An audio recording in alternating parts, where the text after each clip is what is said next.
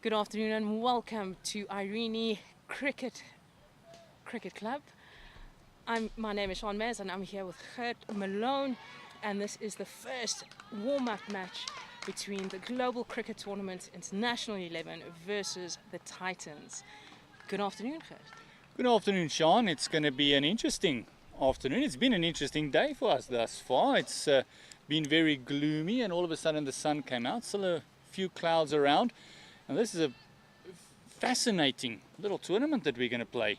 We got the combination of three different parts of the world coming together in one team, playing a formidable team like the Titans.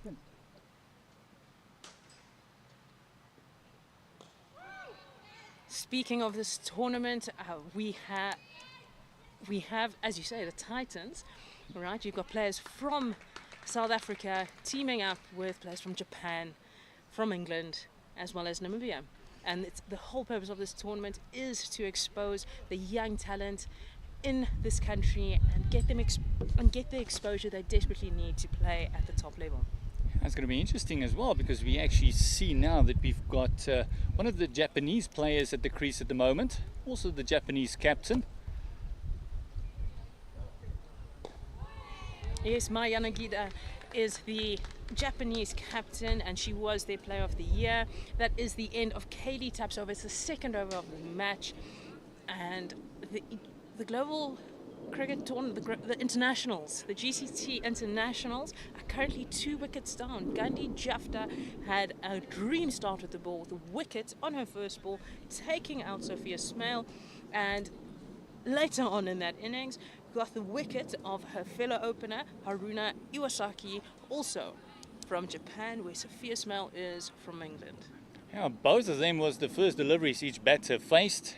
So after the first over, they were 2 wickets down for 1 run on the board as Jafta continues. Narrowly missing the off stump. I must say this pitch will benefit somebody like Jafta. She bowls, I would say, a very slow off spin.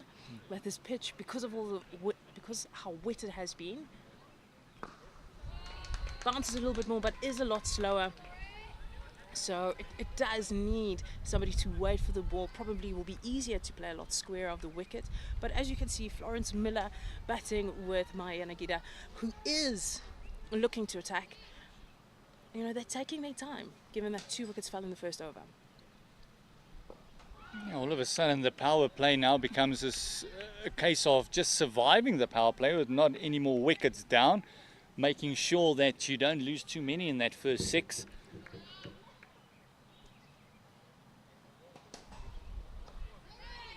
You mentioned it, look at it, just playing square is a lot easier, and Jafta is slow, and with this pitch being a little bit spongy, the turn's going to be slow. You've got to wait that little bit longer for the ball, and as you mentioned, it's going to be easier to play square. She only got the 1 out at deep square. I think that is a very good plan for Gandhi Jafta. knowing that they want to play square, and as we can see, right, with everybody in the circles almost enticing her to play over the top straighter, play your drives, because that is a lot harder shot. Mentioning a lot harder shot, a lovely shot through the covers, and they'll look to double up. The outfield, with the amount of rain, as you mentioned, is very, very slow. It is a lush green outfield, but it is still going to be very soggy and very slow as the end of the third over and the second over for Jafta comes to a close. And she has been, it's a tremendous start. What a way to get the warm-up games started. And I'm very sure that playing all the matches here at Irene Cricket Club. Yeah, it's a fantastic venue, isn't it? It's lovely to look around. It's the Irene Cricket Club grounds, but it's also the Irene Country Club. They've got paddle, they've got tennis, they've got a whole array of sports. It's a beautiful venue. Yes, and the Titans girls will be, I would say, almost excited. They lost this toss. The internationals winning the toss and choosing to bat first. But the intent is there. Right, the outfield is slow, so Flo Miller looking to attack that one. Jafta getting a hand on the ball. Just keeping it down to 2. Yeah, lovely flick of the wrists. Just to get that one to the right-hand side. You can just hear the intensity of all the goals. Encouraging. Oh, there's that square shot you were talking about. Just waiting for the ball to set up. And could this be the first boundary? Yes, it is. The first boundary for the day. Flo Miller wasting no time. Rocked onto the back foot and slapped that one. Coming from KD Tap. 4-4 through square leg. To stand and deliver. That is what she's doing. She's delivering.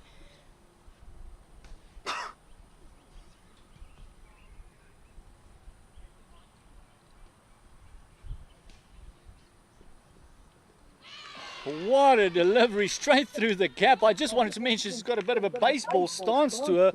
And this one, it almost looks like she's lost it. Yes, that ball, I would say, nipping in. Kaylee Tap likes to attack the stumps. So always in for it. You want to get somebody like Flo Miller out early. And it seems that she wasn't unsure whether to go forward or go back. But Kaylee Tap, just sticking to her guns, bowling at a good length, has managed to rattle Flo Miller's stumps. And she is gone. Lovely delivery, just nipping that one in from the seam. Got 1 or 2 to straighten up, and we saw that lovely flick of the wrists in the previous shot, just getting the gap, and this one just sticking to her guns, maybe a little bit fuller than the previous delivery, and just going through the gate in between the fences. You can if you see a little bit of maybe weariness, travel weariness from the internationals, not picking the pitch. And also I'm very surprised that they wanted to bat first. They might feel with 6 English players, they might be used to these sort of conditions. But I think also, given that it is a warm-up game, may as well get out there, see what the pitch is doing, treat it as a warm-up game. Yeah, it's just getting everything started. We missed a 50-over game yesterday, but tomorrow will be another 50-over fixture as well. This is the first of the week's T20s. Big weekend coming up as well. It's a big weekend where we welcome the Titans and Eastern Storm for the official start of the Global Cricket Tournament. What a lovely shot, just leaning on to that one, caressing it through the covers. They might even triple up on this one. Oh, great running by the internationals. Top running, that is why you need some of these professionals. The players around them will learn from seeing things like this, just leaning into it, just playing their game, and also just taking advantage. Kaylee Tap just, I would say, straying from her line, just out wide. She does, I would say, her natural is just to shape the ball away from the right-hander. That one, I would say, was almost a gimme.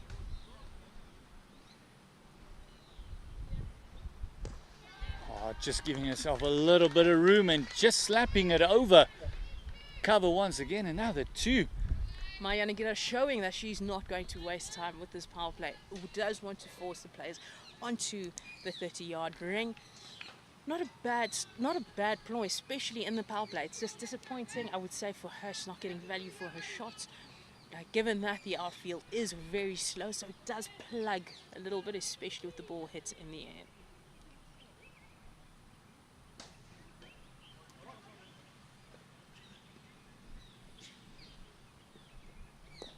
Oh, leading edge, and because of her aggressive nature, she's just forced the Ticers to move back to that circle, like you said, and that could so easily, in that first over, that probably would have been a catch because they were in a lot tighter.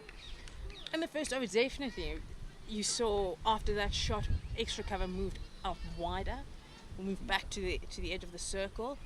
But given that Katie Tapp has been attacking the stumps and has been successful, as we saw, she rattled Flo Miller's stumps. I think she will want to keep her line as straight as possible. Exactly what you mentioned. As soon as that line is straighter, they almost look a lot more tentative to actually play an aggressive or a positive stroke towards her. That's the end of her second over for Kaylee Tapp, the end of the 4th. 2 to go in the first 6 in the power play for the internationals. Mara Carr just faced the one delivery and played a lovely cover drive for the 3 runs. Yes, that is what we can expect. 4 overs into the power play. I think Paulina Mashishi will continue. She has had a dream start with 2 wickets in her first over, has been very economical, and just wants to keep them under pressure. Pressure will be the name of the game, especially in the power play. Want to minimize the amount of boundaries, minimize the singles, and these 2 are running well between the wickets. So the plan here is to attack with the star bowler, who everybody is struggling to play, and with the hot sun, it will only get easier to bat. So it will almost be just get through the power play.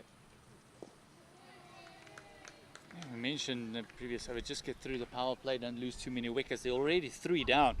It's going to make that back end of the innings very hard to catch up. Lovely use of the feet, and it's up maybe just a little bit deep there on the heels. A little bit deep, but it's understandable given how these 2 have been attacking. But a great intent, and that will be, if you can't get the boundaries, keep the scoreboard ticking. Keep looking to rotate strike.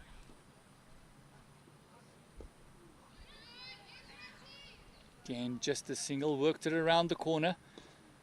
It's looking to maybe get it a little bit fine and past that fielder at 45. Huge piece of vacant land just past her. Left or right would have been more runs.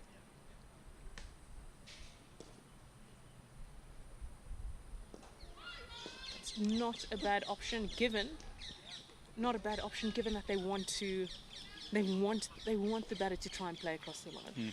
Paulina Mashishi has been bowling a very straight line, has been looking to attack the stumps. So it's almost saying, there's the gap, it's square leg, try and access it. But remember, you miss, I hit, and that is the trade with women's cricket.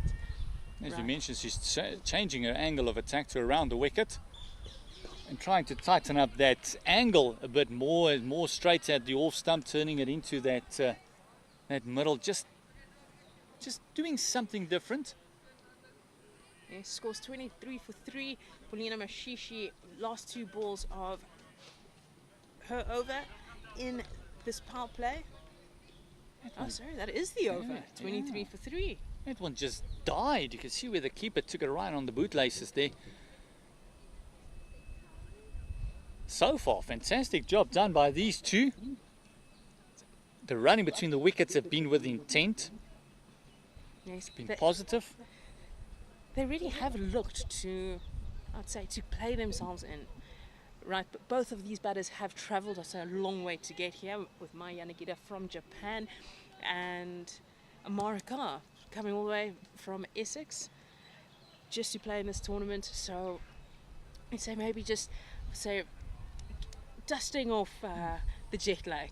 realizing the only way isn't just Essex. 100%. But we have a bowling change in the last over of the power play. We've got Alicia Rudolph, who is, I'd say, experienced when it comes to the Global Cricket Tournament. The last one, I'd say the inaugural tournament, she played for Eastern Storm. She is a handy all-rounder, somebody you can count on, handy with the ball, manages to get a bit of turn, is a very experienced player, very aggressive batter, very aggressive player as well. Oh, and nearly success with the very first delivery. Dropping down on a knee is Carr. Just getting it over the head of that very short mid-wicket. I'd say this is where you then have to make a decision. Are you going to stay on the ring, or are you going to come in for that, let's say, that false shot, that early shot, the one that spoons up a little bit?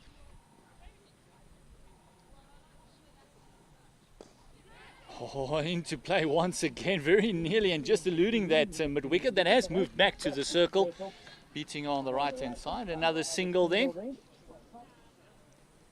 You can see the intent, Amaraka and Mayana Gidao looking to rotate the strike. That is the plan, especially losing 3 wickets in the power play. Not the best start the internationals would have been hoping for. But these two, I would say, experienced campaigners, in their own right, in their respective countries, showing intent as well as showing that 3 wickets down doesn't mean the game is over. Build a partnership, bat long. The longer you bat, the easier it gets. Doesn't matter what format you play in. Partnerships is key. If it's bowling partnerships, or in this case batting partnerships, you need to build partnerships. Mayana Gidao will probably look to attack Alicia. She bowls a lot quicker than Paulina Mashishi. A lot straighter. I wouldn't say get as much turn or bounce, but that's the bowler she's looking to attack. However, she keeps finding the fielder, can't get off strike. So this one, she'll be looking to go over the top.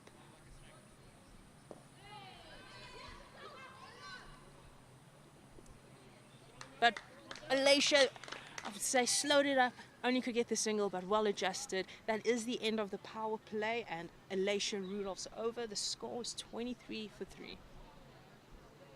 Yeah, it's a decent power play. It's not, I think, where they want it to be. I think they would have liked to be around about the 40, 45 mark. Maybe with 1 or 2 wickets less on the board. They would have loved to see Sophia Smale get in to the game a bit more. I think they would have enjoyed for her to get to fire. I would say to fire, just in general. But I think she, being the all-rounder that she is, the up-and-coming player that she is probably looking at this deck and her mouth is watering. Didn't contribute with the bat, but probably will come through with the ball. You see another bowling change. Continuing with the spin. Thus far it's been working for the Titans. No, if it's not broken, you don't fix it. And there are lots of spin options here, with Rasika Maharaj coming in for her first over of the spell. The field was spread out a little bit more. They're bringing in long on in with only one fielder out at deep mid-wicket.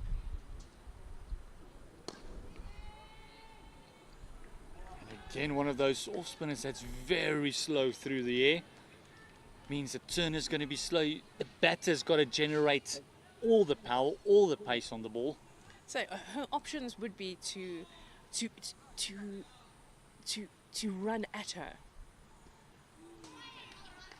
But with Maharaj bowling quite wide, there's no reason to, right? If you hang back, wait for the ball, you can cut it. You can cut it, but it's not bouncing as much as she would like. So her option would be to run at it. Double step, go to her, generate some pace, get the ball going. She is, let's say, trying to overpower the ball, so she's not getting the contact that she would like and keeps finding that extra cover fielder. I agree with you. Standing still and waiting for it, it's not going to generate that much. What we've seen is that The Japanese captain, Naigira, is not very wristy. She likes playing through the line of the ball. So the wrist isn't going to help to generate more pace on the ball. Maybe because she's bowling so wide, get tighter into that angle, go towards it. See a lot straighter. This makes it easier. Top in the game. The power play done. She's dropped down, I would say looks like about 15 meters off the fence. Just the one, but that's what I mean. You can't generate power from there. There's no pace on the delivery, so the ball doesn't really go anywhere. So she's very lucky she didn't get more on that. Otherwise, Kelly Tup would be in the game. Not the ideal line that Maharaj would have wanted to bowl. Right, a lot straighter. They've seen that it puts the batters under pressure. It's the end of the 7th over, 28 for 3. It's not a bad start from Maharaj, but also I would say should want to come a lot straighter. Got away with a few wide ones. And as the game goes on, I don't think that's the line she'd want to be bowling. I actually think it's the ploy against Naigira, because she's been looking very compact, looking to play straight, and we saw that one that's straight, she actually went through the line. And she looks a lot more comfortable, the ball into her, than it actually is a little bit straighter. So it might be the captain's ploy. So listen, just bowl a bit wider, because 5 out of the 6 deliveries were a lot wider, was on that 4-5 meter stump. So maybe they're working with a plan. Kelly Tup just doing a little bit of curating there. You know, that's the beauty of tournaments like this. You make friends everywhere. Everybody helps each other out. And also, I think, protecting the pitch for her batters. You never know what happens in your career. You might apply for a job here one day. You never know.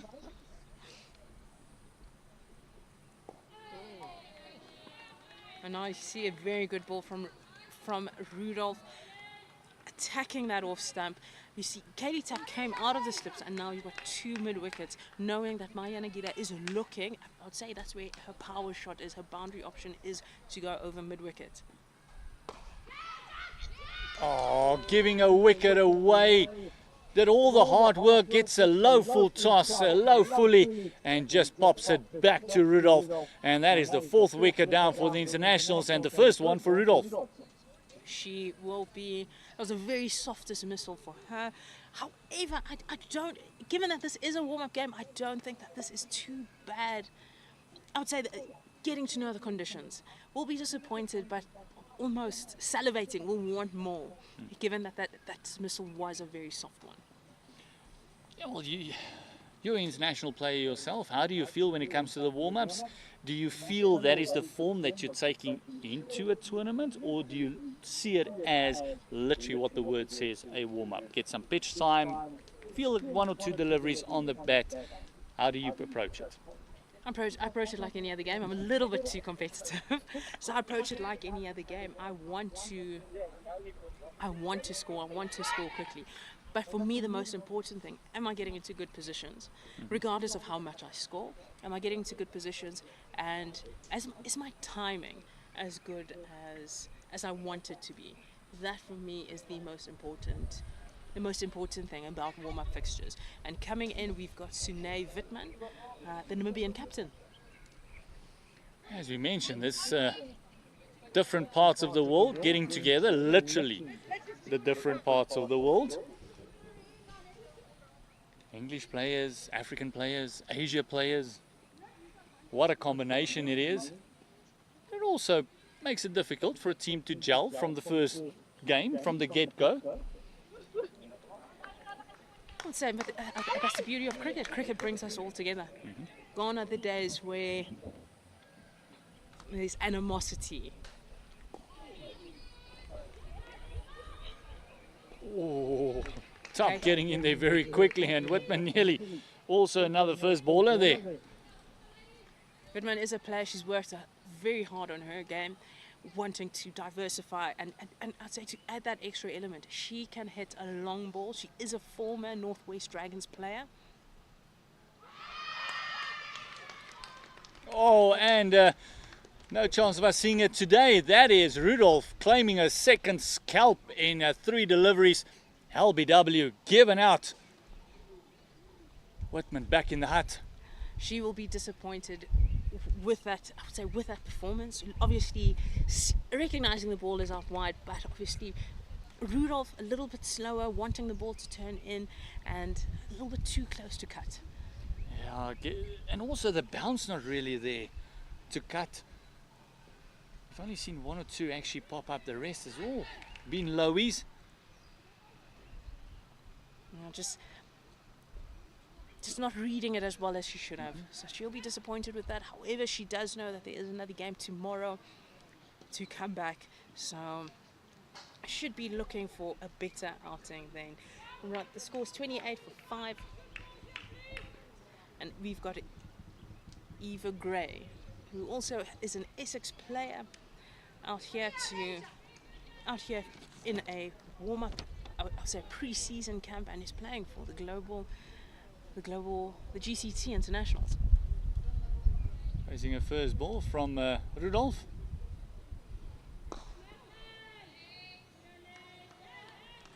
Very happy to come forward to that one and close out the over.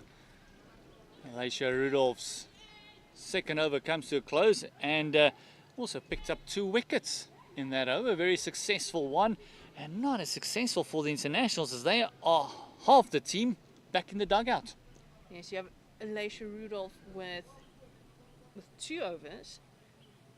With 2 overs, 1 maiden and 2 wickets. I would say she has been the pick of the bowlers after the power play.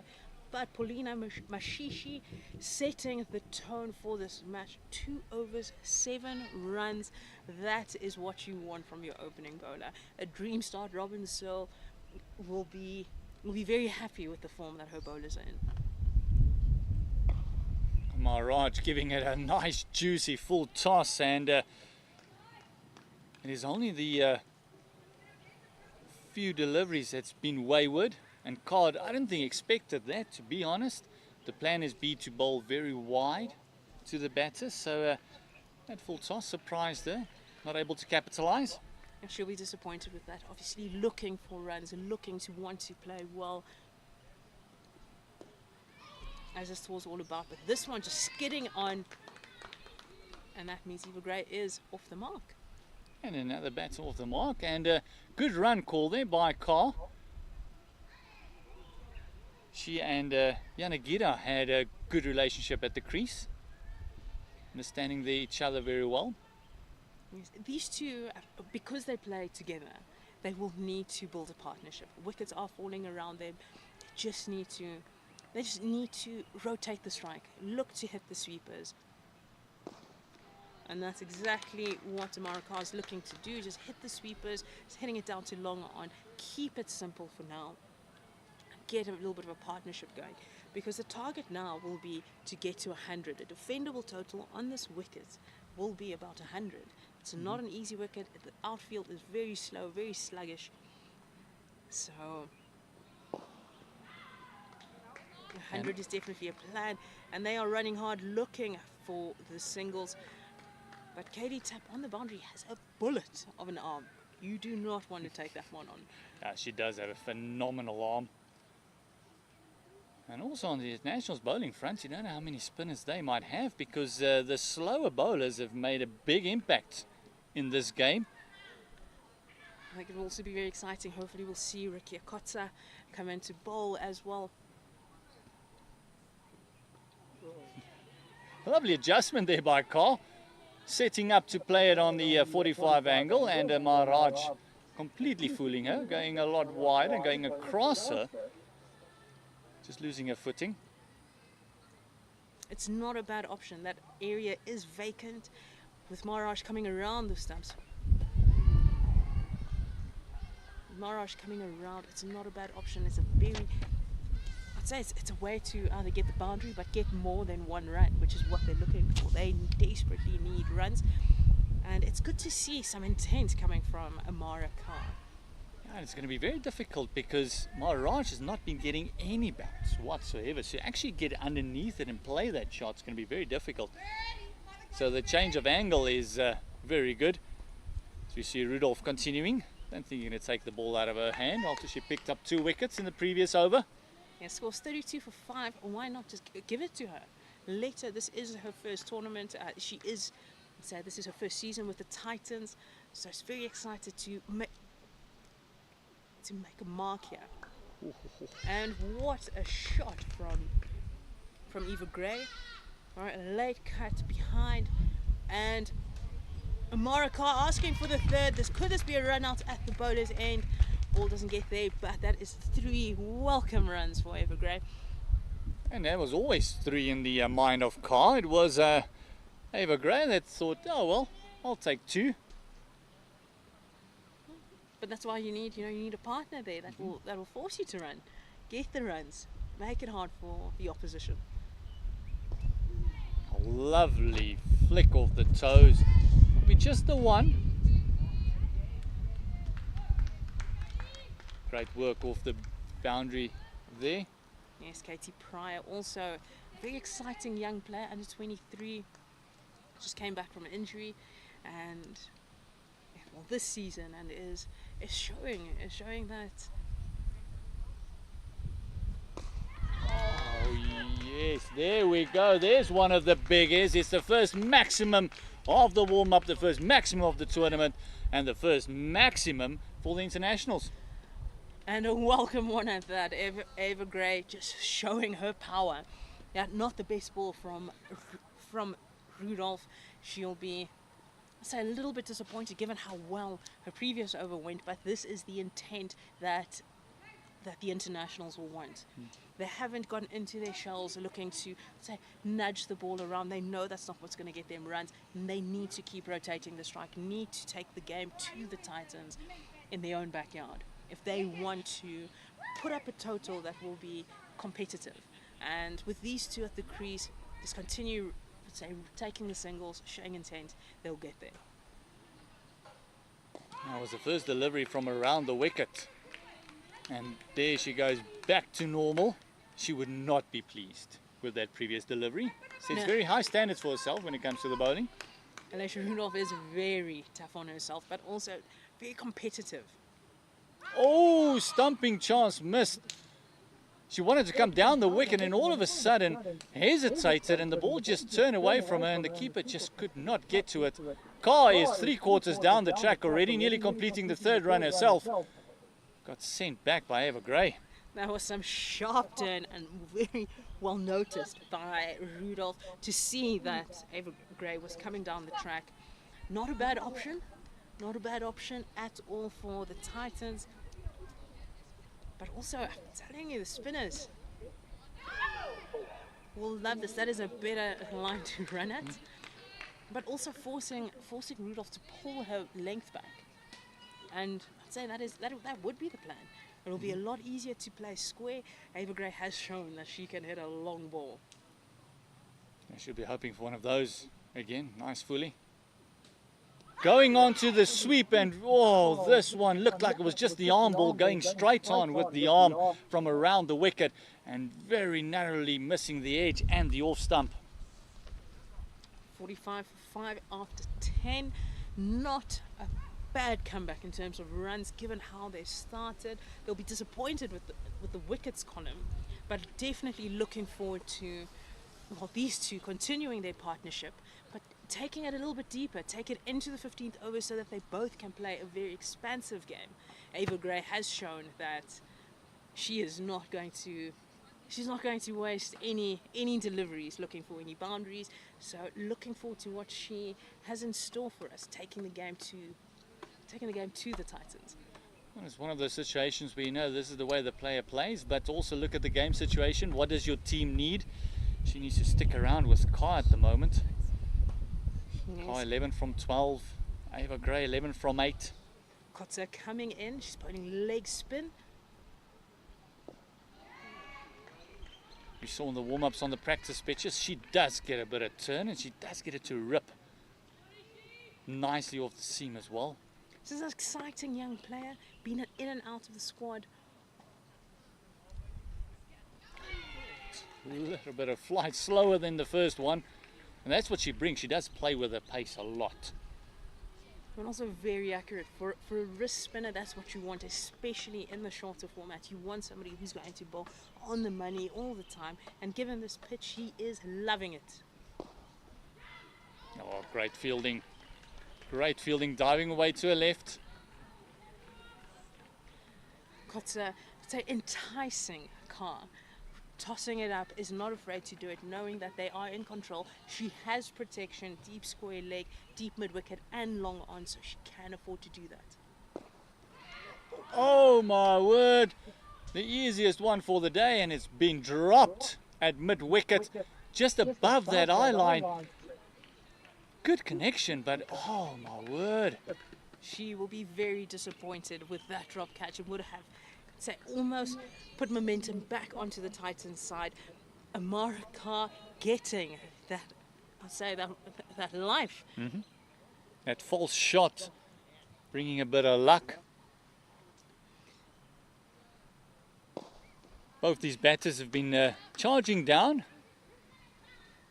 Both looking to play onto the leg side. I would say it's not a bad option given the pitch, but also where their scoring options are.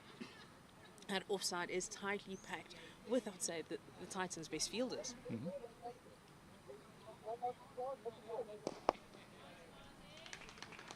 Much better option from Carr, learning that that player is there specifically for that shot, trying to get over mid-wicket, between the gap between deep mid-wicket and long on.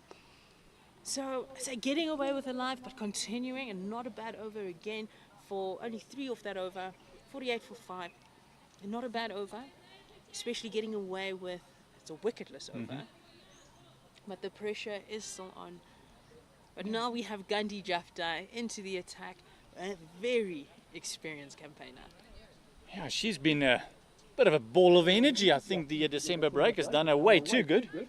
She's been in the warm-up, she's been the voice, she's been on the boundary here by us as well, where she's been chatting and just getting everyone hyped for the summer of cricket and for this tournament. Again, continuing with spin. They realise that pace off is very difficult to play on this very spongy deck at Irene Country Club. They're getting turn. Amara Carr very busy at the crease, wanting to take the single. Evergrey not as keen. You know, typical, I would say, finisher of the game who's looking for that big hit. So I'm saying to Amara, relax, we've got time. That will be her plan. Yeah, Carr can almost just be the foundation that they build their partnerships around. She looks like the more compact player, and then the big hitting of Evergrey. If they can stick together till around about the 17th over, we might look at a score over 100, maybe even 110. Yeah, these two just need to get through to the 15th over. Sweep shots, and again, great fielding, cutting it down to only the one. Not a bad option. That deep square leg isn't there. Force them to create gaps. Force the single.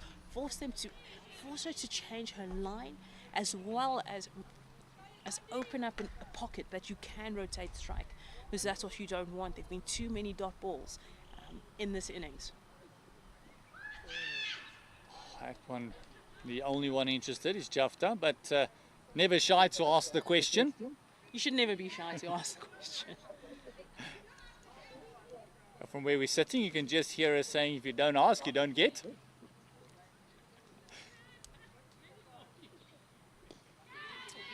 Oh, this one just the leading edge, and a nice thick leading edge just over the head of Jafta. Amara Carr is, I would say, loving it, loving the fact that leading edge into no man's land, still gets the run, scoreboard still ticking, she's still there. Oh, this time leading edge again, falling into no man's land. First leading edge from Carl went over the head of Jafta. This one dropping in between her and the keeper. Both these batters had a bit of a scare in this over from Jafta.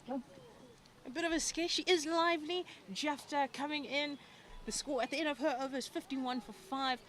She won't be too disappointed. 2 potential chances in her over. Won't be disappointed. However, the Titans will need to tighten up. They need to tighten up. They do need to, I'd say, get their fielding back on track. These two have created a little bit of a partnership, so they need to be looking at how can they get a few more dot balls into an over. Quiet over is what they'll need. Kia Kotsa. There we go, the stumping there. We were talking about her turn, and Carr just running out of patience, and it bails this lodge, and it's the first wicket for Kutsar.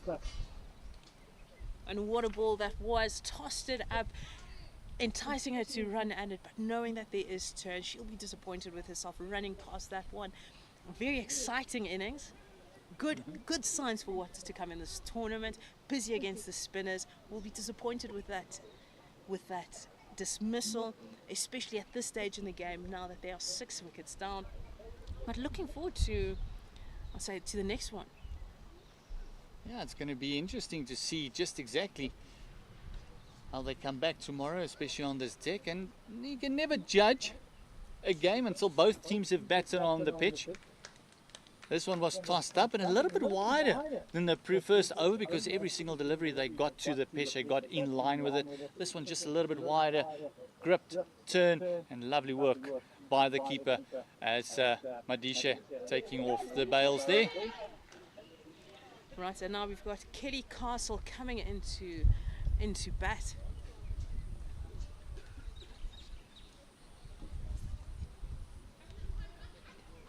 Another right-hander.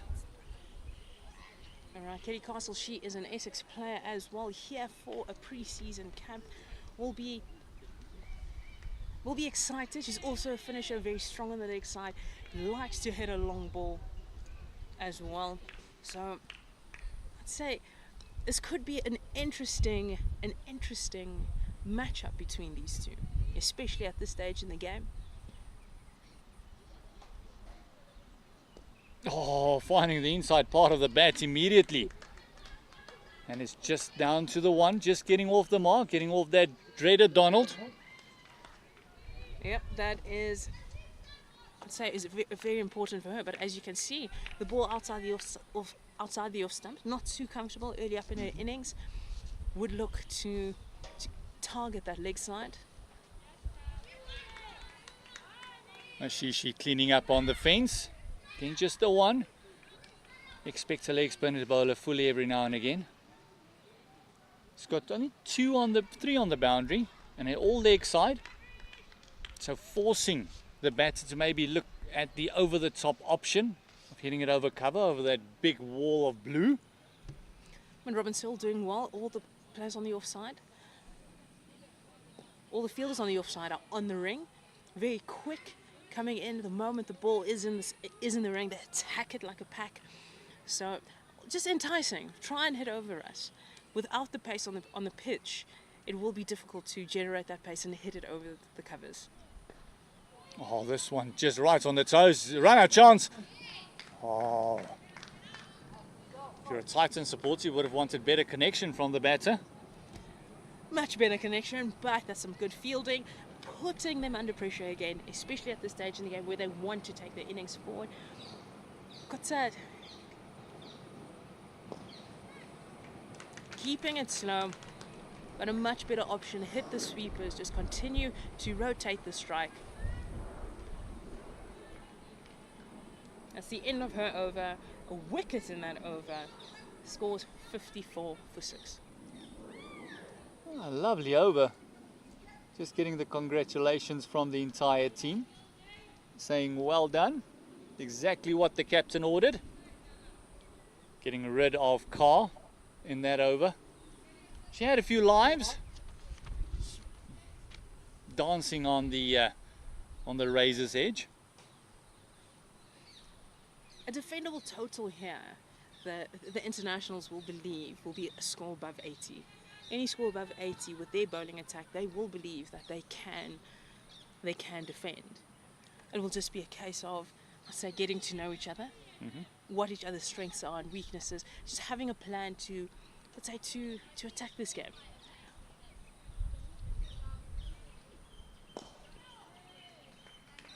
I feel this is what they got to do for the next 3 or 4 overs. Just get 6, 7 and over. just get the scoreboard ticking, really get your eye in, because I don't think on this deck you're ever going to be really in. There's a bit of invariable bounce.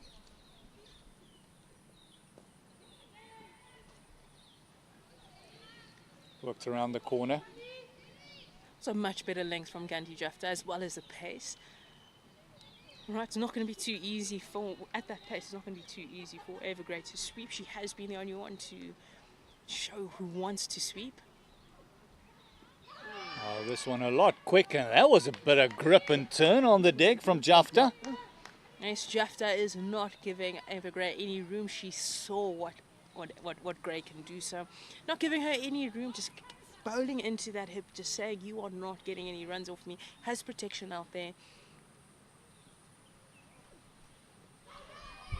Oh, coming a little bit down the wicket and way across, and trying to access that leg side, and a more of a how do you do appeal than anything else. Not a bad option. I like the intent. She's wanting the boundary. She is the boundary hitter and will be key. Will be key to taking this innings forward. Looking at the second throw coming in from the fence. Oh, had to hurry, get the jets on. Great two there. And that's what they need. Just hit it left and right. The field is very thick, so you know if you hit it left or right well enough, the two is guaranteed.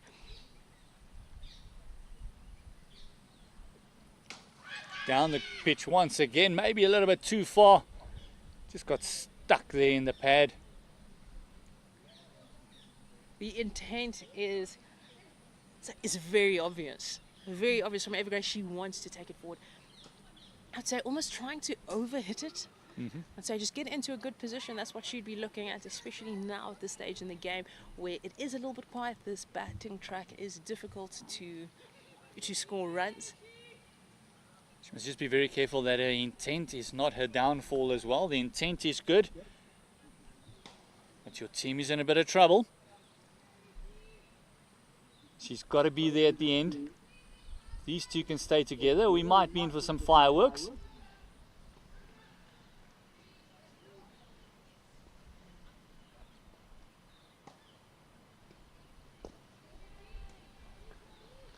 Kotze back in for her third. Not a bad option. She bowls a lot slower, doesn't bowl as flat, does get a little bit of turn. And I'd say it doesn't always rip it. Seems to have very good control of the ball.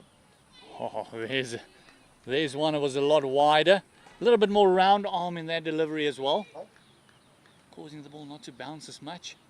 You can see trying to still hit it on the leg side. So it's a force shot. You've got three fielders on the boundary on the leg side at long on deep mid wicket. Oh, leading edge, and it's another wicket. It's another one dancing down and getting to not getting to the pitch of the ball. And the turn and bounce of Kutser, claiming her second scalp. That's a big wicket of Kelly Castle. Kelly Castle will be disappointed, forcing the ball into the leg side.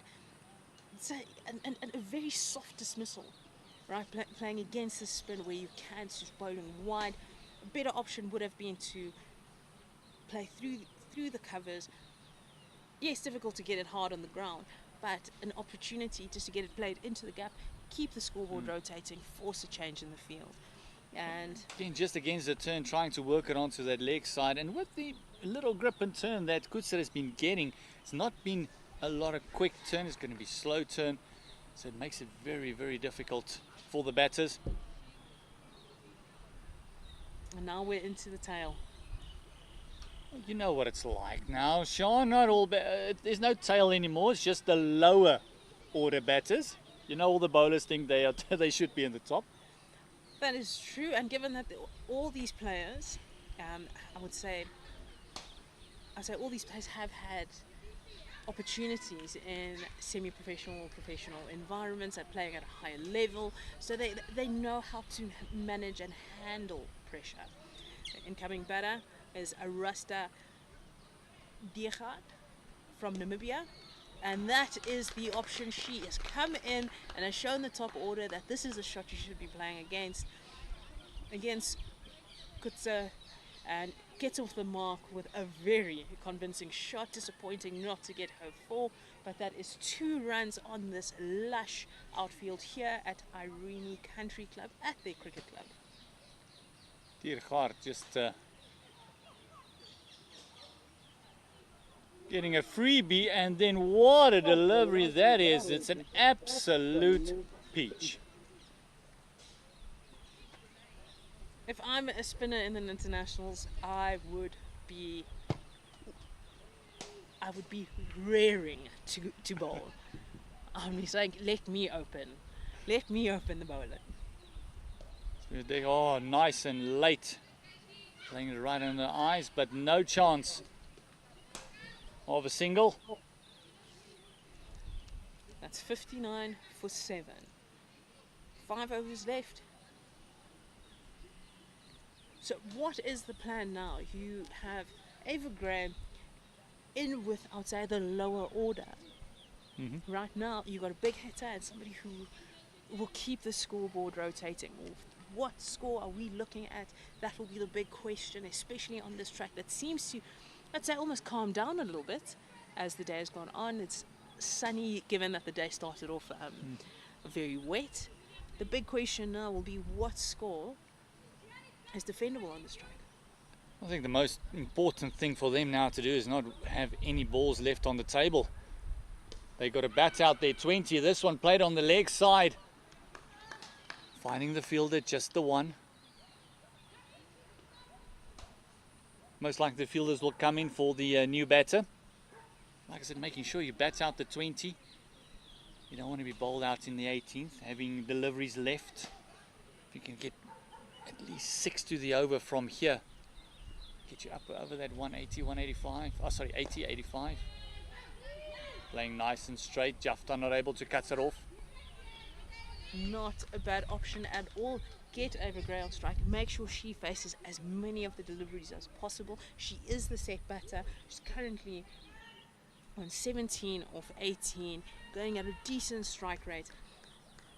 That would be the plan. And Diergaard executing it to perfection.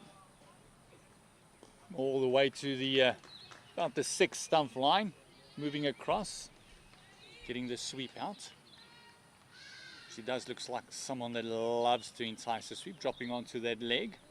Slog sweep, not out of the question. Yes, but you do have one of the better fielders. I'd say one of the best fielders in this Fidelity Titans lineup, with Katie Pryor on the boundary there.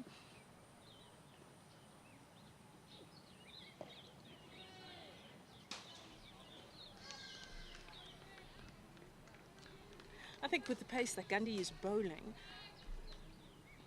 Greg needs to almost consider playing over the covers. Force a big field change. Force her to bring somebody. Oh,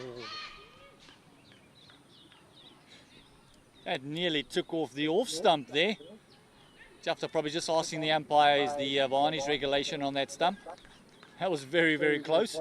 Very close. Thought there were 2 noises, maybe a drop catch there as well.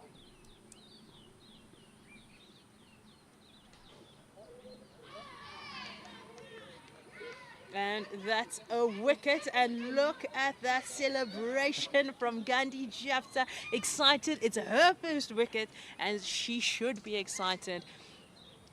And that brings the end of Diergaard's innings. Going for the sweep shot at the end of the over. She'll be looking forward to bowl with her action. The score. And the score hasn't changed that much. It is 62. A loss of 7 now. It's just getting worse now for the internationals. I think she saw the success that Ava Gray has been having with that sweep shot and trying to imitate her batting partner. Trying to, unfortunately, I would say the timing of that shot wasn't necessary. She'll be disappointed with herself. But as we say, it's just the first game. It's just the beginning of this tournament. And that brings in Wilka Mwatile. She is a Namibian player, one of their top bowlers, a rising star for them. also can hit a long ball, very tall, has, I would say, her levers, likes to hit a long ball, wants to swing, wants to see bat on ball, and wants to see it go far. So hopefully she'll get some contact, but on this wicket it will be a little bit tough. The plan will be get Gray on strike. Yeah, Diergaard going for the sweep and getting cleaned up by Jafta with a very heel-like celebration from her. You know, Jafta is a top order batter, and as a top order batter myself, if you take a wicket, you celebrate, because not every day you get to bowl. Oh, big appeal. Oh, be interesting to see that one again. Might have felt that it might have just pitched outside leg stump there. I think it's the only thing that could have saved it. Definitely not the bounce. Definitely not, but as a batter, you take you take it. That's the umpire's job. The batter probably showed us miles outside of the leg stump. A lovely connection to the leg side. Again, just a little shimmy. Getting to the pitch of the ball, getting it on the full. And for the new batter, in tight delivery, will ensure that Ava Gray is on strike once again for the last over. And now, there's the last 6 deliveries. It's all up against the wall. 80 up, you want to get as close to that triple figure as you possibly can. Big over here.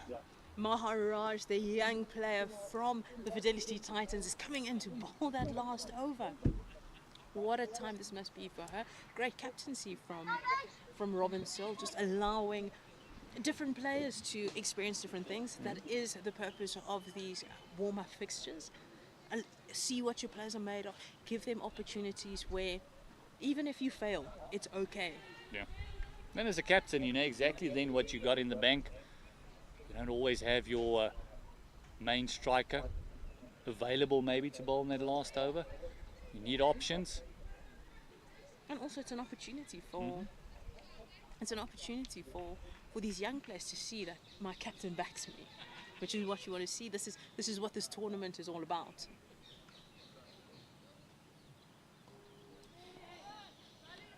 A lot slower through the air. She's going to go wider.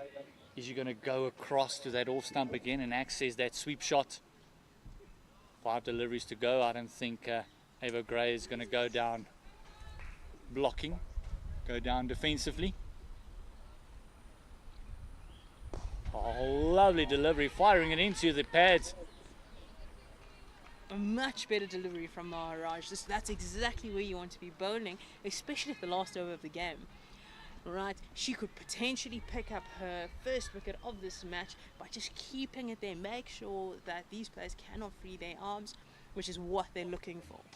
Right, you've got experienced players on the boundary who know what they're doing, who know that it's important to not only save the boundary but will take the catch.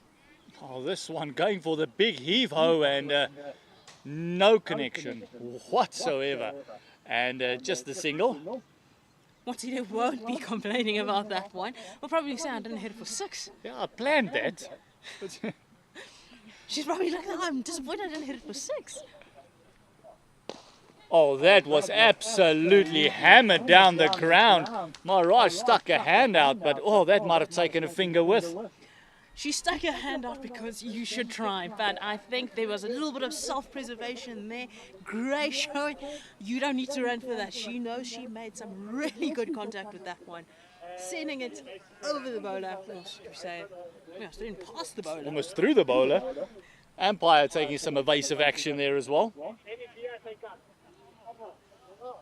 Lovely shot. Edging closer and closer to a defendable total for the internationals.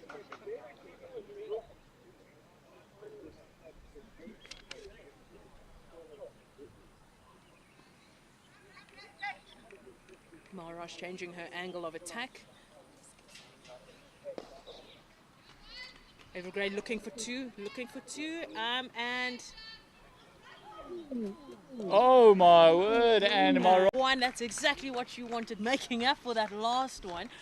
not getting, I would say, the contact she would have wanted. But that brings us to the end of the innings. Ava Gray holding it out for her team, ensuring that there is a defendable total on the board. And that brings the end to her innings, and not to the innings of the internationals. And well done to Ava Gray, which I think will be coming down to a big round of applause, where she actually gave the bowlers something to bowl at in this warm-up match against the Titans. It'll be interesting to see how they started out, because they do have one or two seamers in their bank as well, but I think they'll use the same tactics that the Titans did, with a bit of spin coming your way. I do think the internationals will try and give all the bowlers a run, at least bowl 2 overs each, just to make sure that everybody's warm, everybody's ready for this tournament. They spent the day indoors yesterday. The weather was not as beautiful as it is today, but also a chance just to get used to the track, find out how it plays, what areas you'd like to hit, and that will be key for the internationals. Robin Searle will be very excited with what she has in her stocks, in her bowling stocks. Very excited to see how they play and how this innings pans out. Yeah, we're going to have about a 10-minute break, and then we'll be back with the innings of the Fidelity Titans, chasing down this international score of 95. Close to that 100, close to that 3-figure mark, and where they were at one stage. Great innings there by Ava Gray, 38 of 32, and Watile, 12 of 11, did her job as well. So we'll be back in about 10 minutes. Go get yourself something to drink. It's going to be an exciting run chase by the Titans.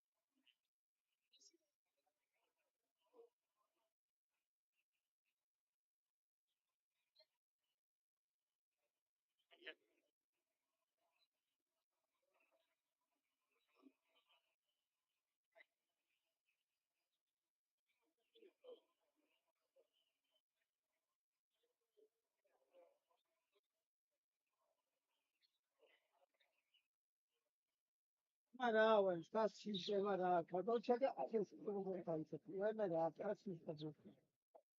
When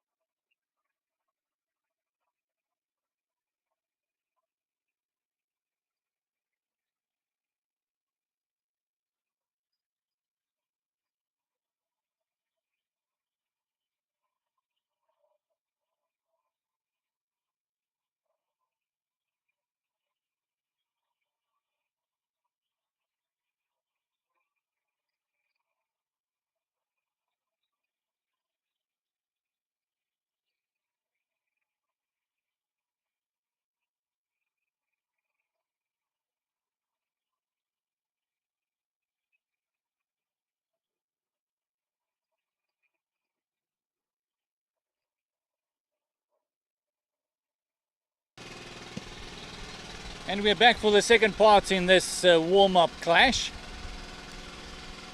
between the GTC Internationals and also the Fidelity Titans. And it is first runs on the board for the Titans. Here comes to the compliments of a wide delivery as Jafta face up. First for the Titans. The Titans needing 96 to win. Oh, great fielding there. Jafta ball watching a little bit, but very strong on the offside. I think with how the pitch is, it's dried out a little bit, so the ball will come on a little bit more than it did in the internationals innings. But Jafta just showing that on the offside she is very strong.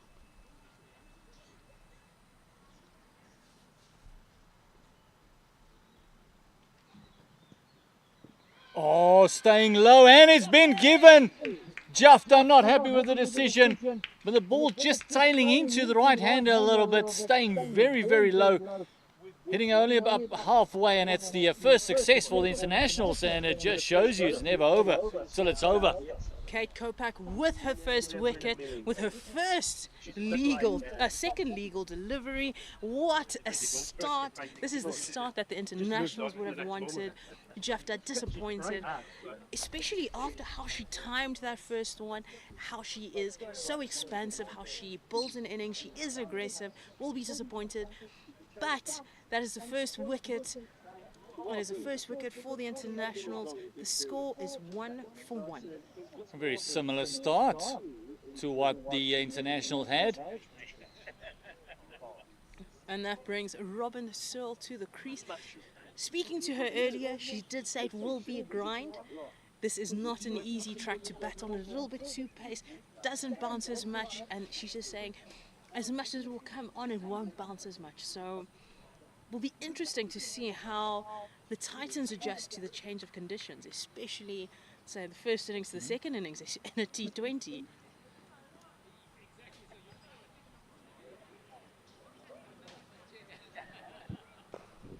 Oh, on the money first delivery. It's just that first one that was wayward. The other's been round about that fourth stump line. Just got that one delivery to tail back into Jafta, and success for the internationals.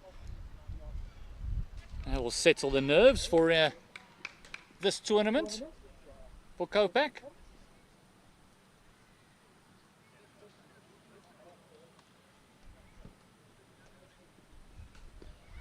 Again, this time I think it might have just straight down the leg side. Maybe a little bit too high as well. He's just angling it into Robin Searle, attacking those stumps, just saying you miss, I hit. But getting a little bit of bounce, so a little bit more pace from her. Wants to hit the deck, wants to put the batters under pressure early on. Exactly what you want from an opening bowler. Oh, beating the outside edge. Feet not really moving there. For Searle, almost a stand and push at the delivery there. I think she was expecting that one to tail in again. She saw what happened to Jafta. Saw what happened to her in the previous ball. Thought that one was going to come into her, but just outside chasing it a little bit.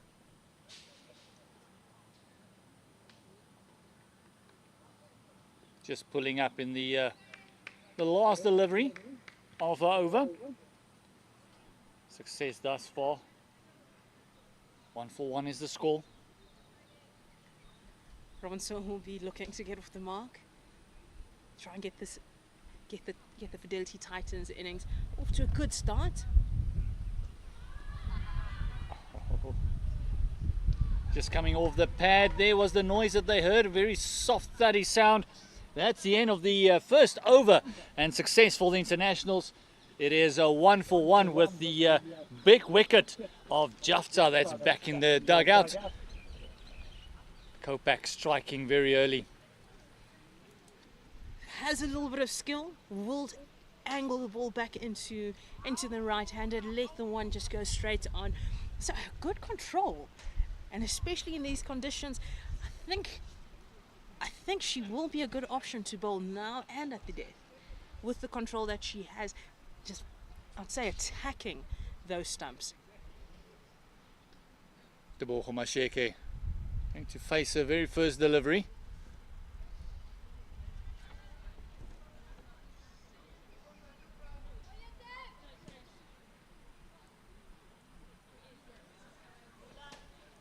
Internationals going with pace and going with the left arm seam. We haven't seen a lot.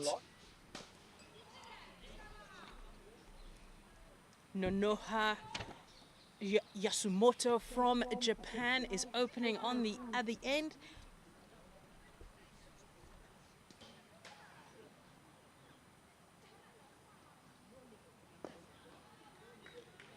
Left arm over and just tailing it back into the right-hander. A little bit slower in the air, but no complaints from her captain, just keeping Macheke, in check. Yeah, and as ladies cricket go, not a lot of left-handers around, so this will be an interesting contest as well for the batters. A bit of an angle. Facing left-handers is a totally different prospect than facing the right-arm swing. Lovely tail there from the left-hander, and very well played by Macheke, just pushing it off the pads, getting herself going and off the mark with a double. Some beautiful wrist movement there just to tail it back into the right hand, always keeping the stumps in play. But well played by Macheke to get off the mark to the first runs off the bat, and that's 2 runs added to the Titans total.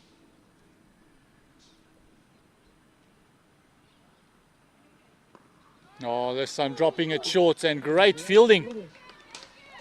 And that's the Japanese captain, Yanagira, getting into the fielding work.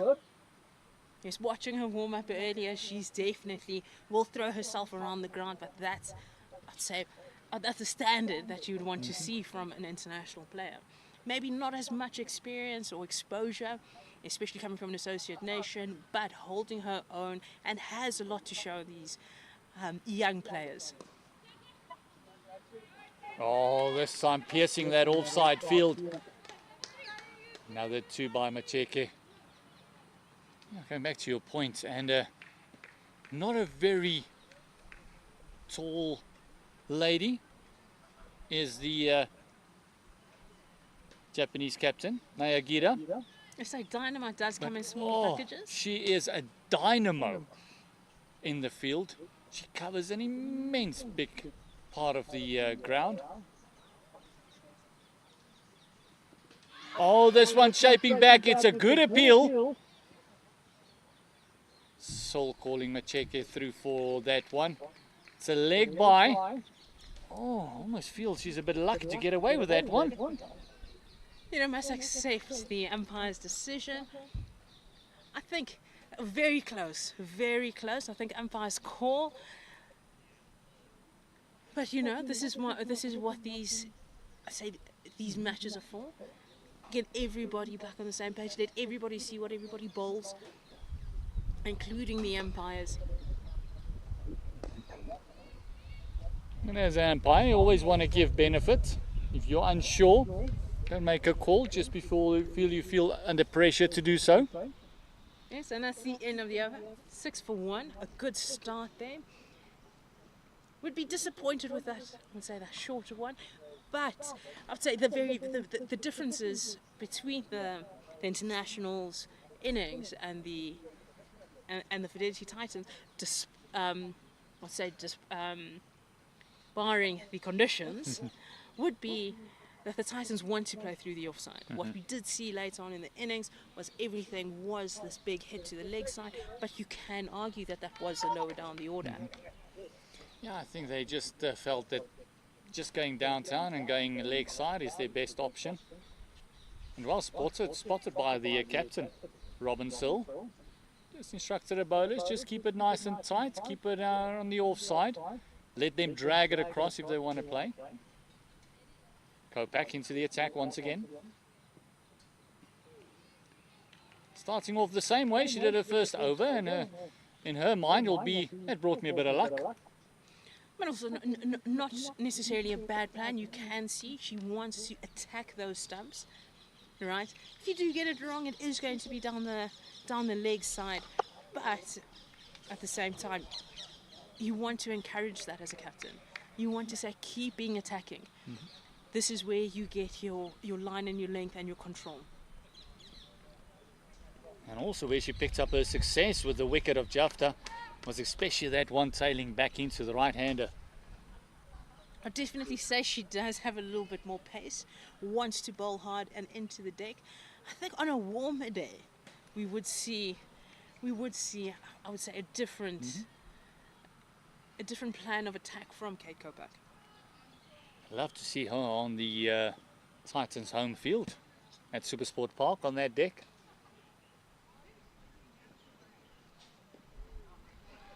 I think like a lot of the English bowlers when they toured against and played against the Momentum Proteas, they've all said that they love the decks, be it in Benoni, the Wanderers, in the Highfield. They have loved how quick they are, the bounce they get. So I think she's one of those bowlers that would benefit. Relish in our conditions up here in the Highfield.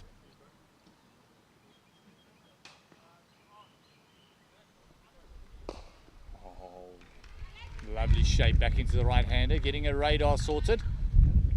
Check out to the task. I think it's only going to get better if the weather stays as it is, and I hope I have not jinxed us. The weather stays as it is. Where's the umbrella, Sean? Where's it? If the weather stays as it is, I think these pitches and these tracks will only get better and better, and I'd say get a little bit fairer to the bowlers against the. Especially the fast bowlers. Again, not getting that. As soon as she's trying to get in that in-swinger going, that left arm not working as hard as it should. Just falling away with the wrist and then just pushing it to the leg side.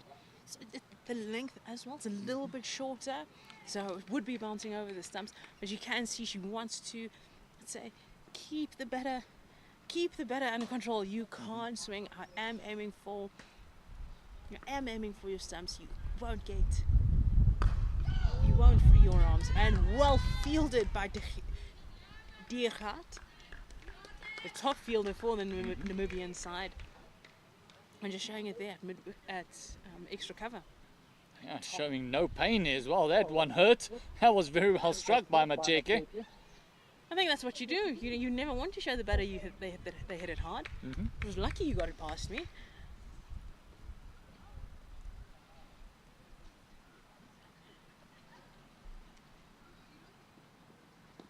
Oh, tailing it into Sil.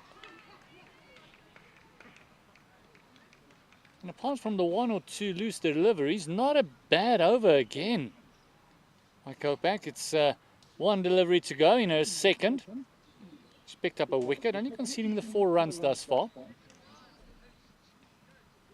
And Checky a little bit on her heels there, not looking for the quick singles, is timing it well, so I think backs herself to get a boundary. At some stage, things will open up for her. Closing out the over with another dot, and Internationals making a game of it. Didn't score a massive total, only managed to get 96 on the board. Fidelity Titans is 9 for 1.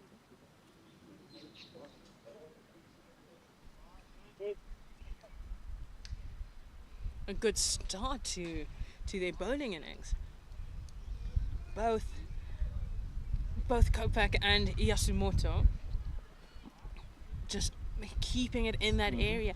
That last over a little bit wayward from Kopak, but I would say she's looking to attack. So as a captain, you almost want to say, it's okay. We don't have too many runs, so please let's get our radar right. But because she's attacking, because she's a wicket taker. Oh, wide delivery. Still calling her through for the run. Yeah, because she's a wicket taker, you know, you kind of want to encourage it. You don't want to discourage it, but also once you start searching for those wickets, every now and again it does go wrong for you. Maybe just get that radar locked into a certain area. Yasumoto getting the ball to shape nicely into the right-hander. Yasumoto also looking to attack that, to attack the stumps. I'd say that was a much better ball, just starting on the off stump, just saying, look, it could go across, it could shape in. You have to watch it early, especially as we've seen that she does with her wrist, with her natural wrist movement, does get the ball to come back into the right-hander. And she's no great pace, and it does look like it's shaping in late. You almost think that, yes, it will be a grind, it is a bit of a slog, but in the power play, you want to show intent. So somebody like Yasumoto bowling, you'd want to almost run at her, play her like an off spinner. Want to say to her, right, if you're going to bowl, pull your length back, because if you don't pull your length back, everything becomes a full toss or a half volley, and I'm able to play my shots. And Robin Searle, we know from past experience and history has shown that she is very strong on the drive.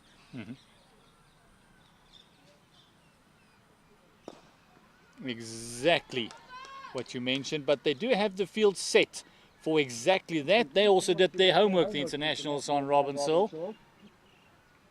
They've got long on out, and then also they've got a deep mid-wicket out that is very square on the fence. Those are the 2 players that's out and allowed in the first 6. So I'm feeling a little bit sorry for the batters, because outfield's not letting them get the value for shots they deserve. Oh, this one, a bit of a sweep across the line there. Macheke, just the one. Yeah, I agree with you. You look at the outfield, you're thinking, oh, a forward defensive push will go to the fence, and then all of a sudden it starts rolling, and with the amount of moisture on the field still, even after we had about a half a day of sun, it's still very, very sluggish.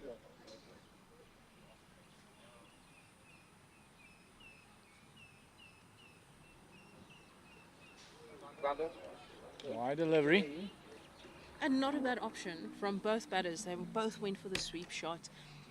Macheke getting the single, Robin Searle missing it but still going for wide. With the pace that Yasumoto is bowling, it is not a bad option to play her like a spinner, because then it does open a few more options. get it past the two fielders in the ring, and you get not only a single but potentially 2 runs because they've got turn and chase. And also it puts a lot of pressure on the bowler because all of a sudden you're being played like a spinner. You've got to rethink your strategy, rethink your lines. You mentioned earlier, rethink your length. And with this deck and no great pace, it might just sit up and still might just enjoy that offside, that leg side rather a bit more.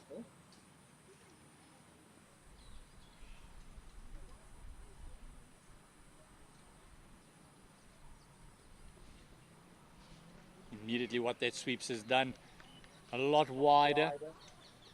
A little bit of an overcorrection, but still letting it go through, knowing that there are already runs on the board. It's been a long over already. 8 balls already in this over have been bowled, and only 5 of them are legal. So last ball of the over. Oh, that one she wanted to go a lot straighter, did Robin Searle there. Just playing it a little bit early, getting the inside half of the bat. Will be disappointed, but it brings her back on strike, allows her to continue to find her form. That's the end of the over. That's 4 overs gone. Titans 16 for the loss of 1. GCT International 11, scoring 96 in the first half. Losing 8 wickets, and at one stage it didn't look like they're going to reach 18th over, losing wickets at regular intervals. After 4 overs, batting at 4 to the over. Fidelity Titans 16 for 1. We've got a bowling change. We've got Wilka Mwatile coming into the attack. Also a tall bowler, can extract a lot of bounce, has experience playing on pitches that don't offer as much pace or bounce to bowlers. Played lots of her cricket in Namibia, but also recently toured Asia. So we'll understand how to play on soft surfaces like this one. So I would say has something to offer. Comes from a high action, so I think it will be an interesting competition. See how she adjusts to the conditions, adjusts to the tournament. It's her first one with the internationals.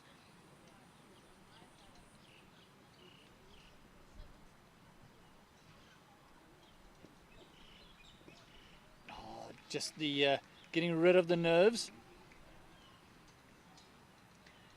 Oh, and that's brought on a field set change.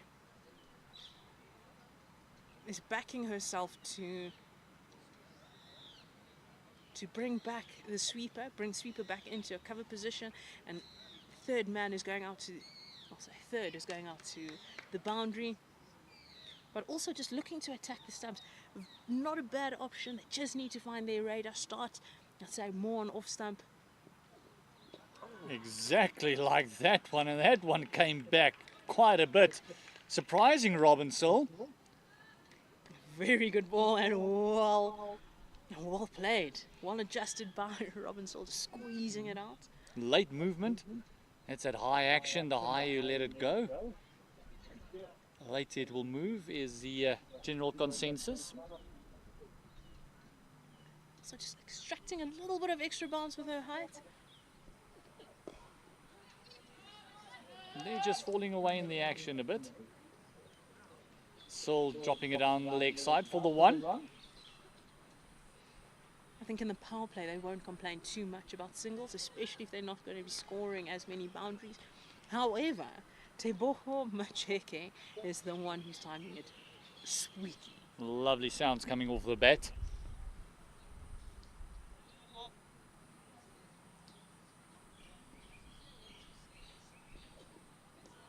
Oh, must feel she got away with that one.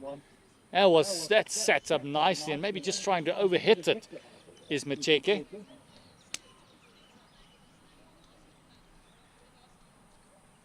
So got overexcited, the eyes lit up, but went for the ball, hit it a little bit, I'd say a little bit too early. Oh, didn't expect it to come up as much as it did. but there is protection out there, so she would be looking to play in front of that square leg fielder. And a good comeback from Watile. Yeah, did her part with the bat, but earlier on as well. There's a few batters who get into the double figures. Her 11 took it all the way to the 20th over.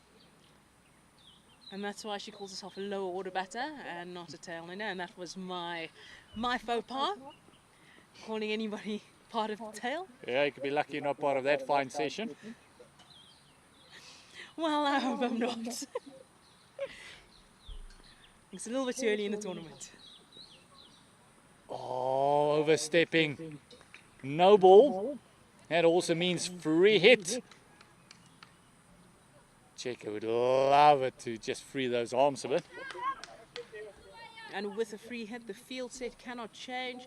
So that means that the only fielders that are out is your deep third and your deep square leg. Everybody else has to be in the position, the fielding position they were in.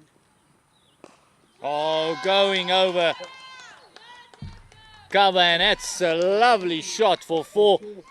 The overstep, no ball, and a free hit, costing the internationals. Not an area you want to be bowling to Tebogo Macheke. She has been playing well, has been timing it, finding the fielders, but with that one, that was slapped over the covers. Not the area for a free hit. We'll be disappointed with the no ball, but also with that ball. I'd say not her best ball, but I think every fast bowler has a comeback. Oh yes, will they look to double up? Worked around the legs, a lot of work to do, and fantastic work done on the fence there. Great work done, and it's only the one. And it comes the 5th over gone. It is 24 for the loss of 1, just a wicket of Jafta thus far. And the Fidelity Titans making sure there's not a lot of damage in the power play and keeping wickets in hand. A little bit of the downfall for the internationals. They scored 26 in their power play. 1 more over to go for the Titans. They're on 24 as we see another bowling change coming in from the internationals. Arasta Dekhat, she's coming into the attack. Bowls I would say a medium pace. Does get some movement on the ball, likes to swing it, likes to keep the stumps in play. Will want to attack I'll say consistently, but Macheke is timing it well and will be looking to take advantage of this last over of the power play. A lovely little shape away from the right-hander there. And just using that wrist.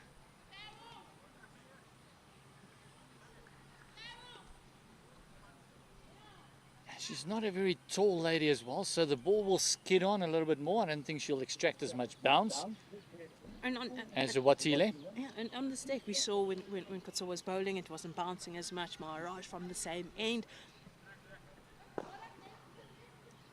But full run-out chance. Oh!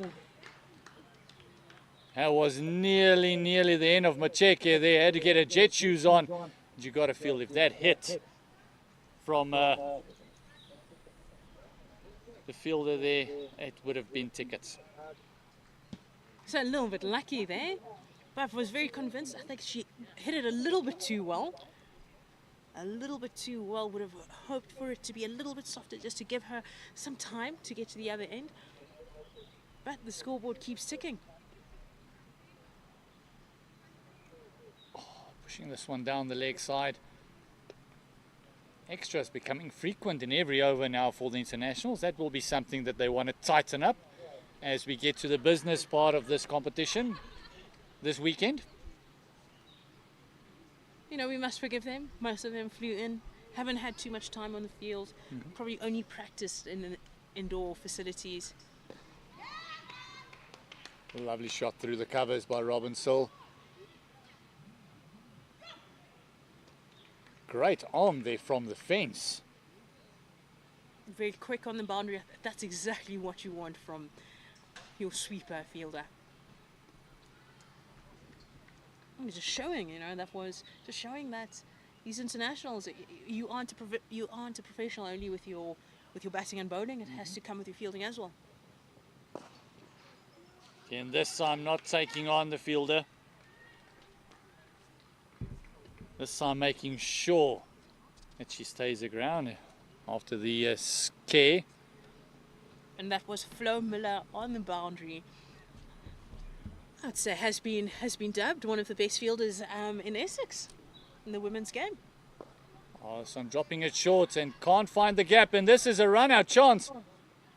Oh, dropping the ball and a despairing dive as well. A little bit of a comedy of errors there.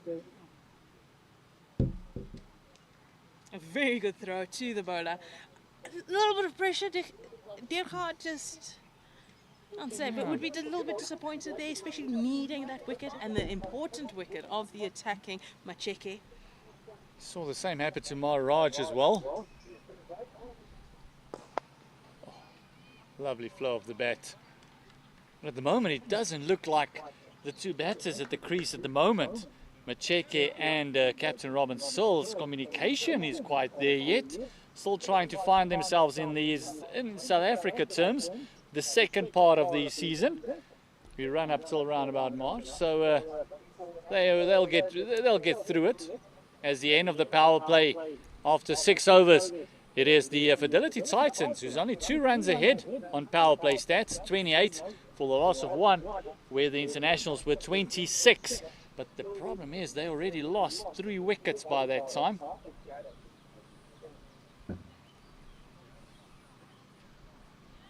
There'll be, as Robin said, it will be a bit of a grind, especially first up, just getting the pace of the wicket. And as you saw with that last one, she middled it. She middled it. So she's also getting her timing. She is not someone you want at the crease. If you're a bowler, you don't want her at the crease for very long, facing too many balls. As captain of the Fidelity Titans, if she stays there for as long as possible with Macheke and is able to rotate the strike, they will cruise to a win here. Sinead Whitman coming to the attack for the internationals. Right on medium. Dropping it short, first delivery, and a lot of work to do there by Flo Miller there.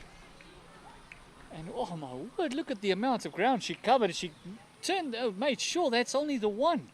Now we know why that she is dubbed one of the best fielders in Essex. Oh my word, what a lot of ground she covered there. And an amazing arm as well. She's one of those players that you want to field like. Exciting, I'd say sets the standard for those around her as well. As a bowler, it's always helpful to have somebody like that on the field, covering that much ground. Man, it almost feels like you don't have a need for another fielder close to her. It's always helpful to have fielders like that, cover lots of ground.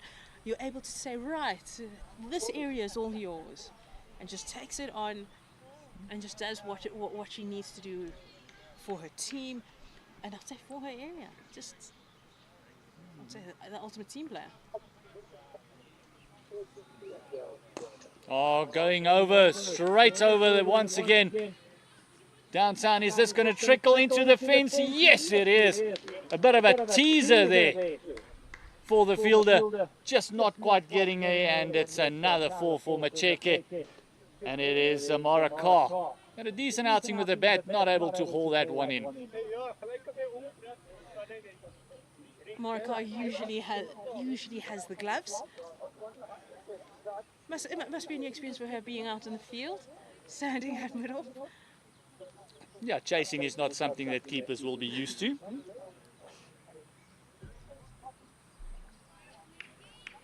Also, as a keeper, it knows the angles that the bowlers will need. I'd say has a good read on the field sets. I think Wittmann will be disappointed with that last one, half volley outside the off stump, just allowing the batter just to free her arms and Macheke just taking full advantage of it.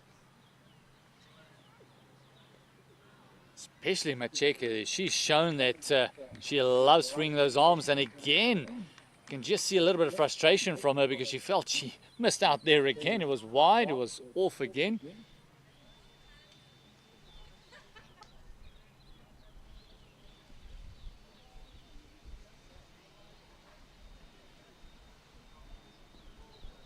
In the bottom part of the bat.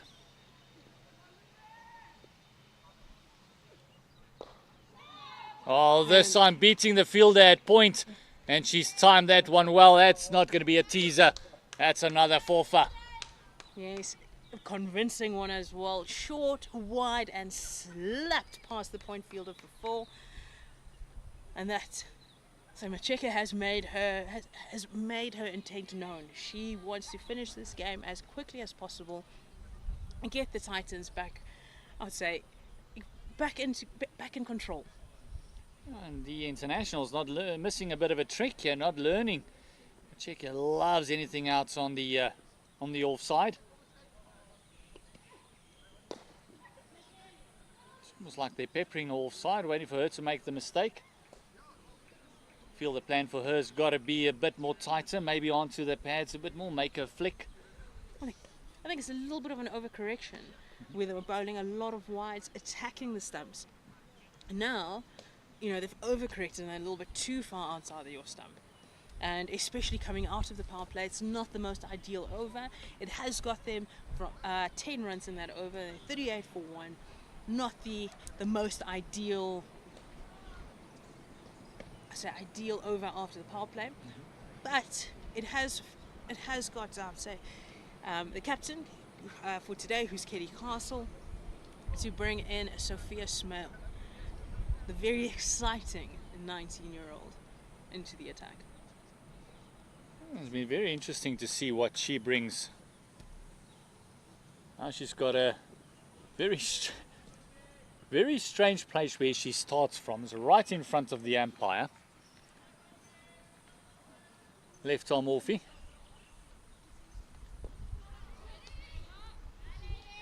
Just a single. Robin Searle's just going to milk it on the leg side. They're very deep on the leg side.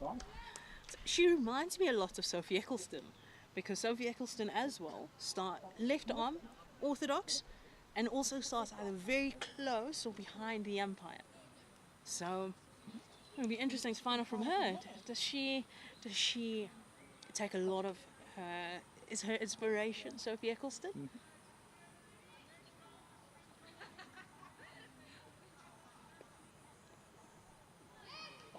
Just hitting, it almost sounded like it was 2 noises there, signaled wide by the umpire.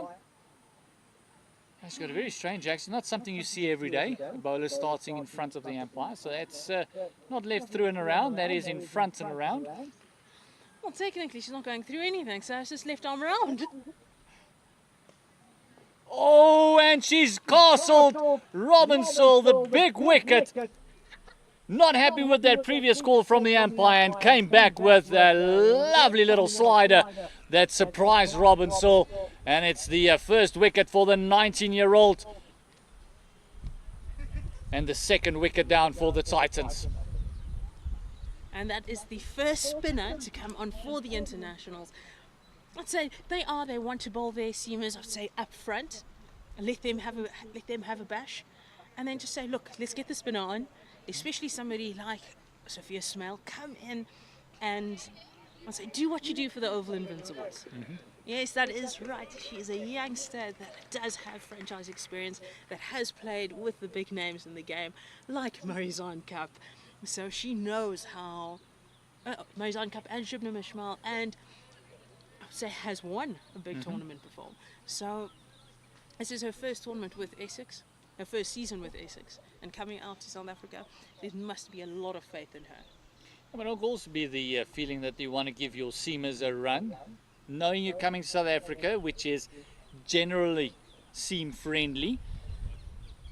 And the rest of the week, the forecast looks like it's going to be nice and green pitches that they're going to be playing on.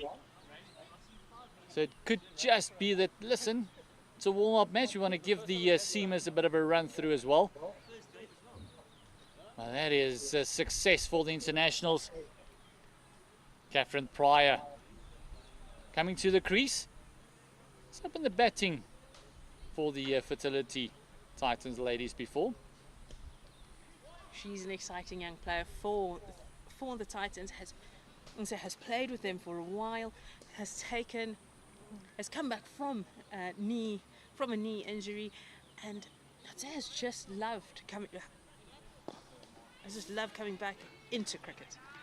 We've seen her on the boundary. She's a busy player, plays well against spin. So this will be an interesting competition. Yeah. Two young players with a lot of potential facing up against each other. This is a lovely little contest there.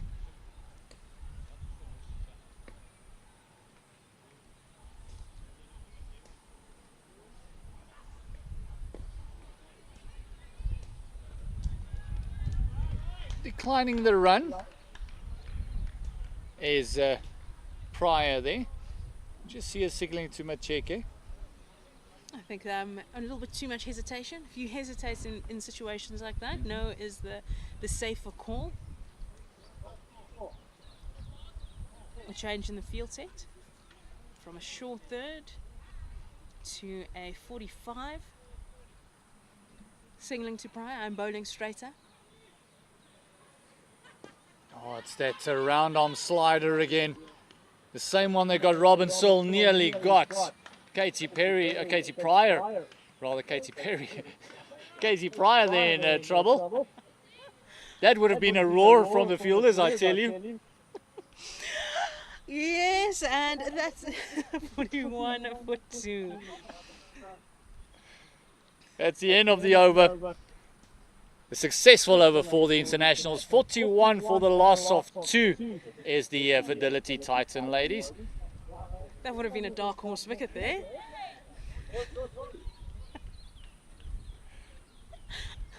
Required rate is 4.9 at the moment. They're going at 5.4.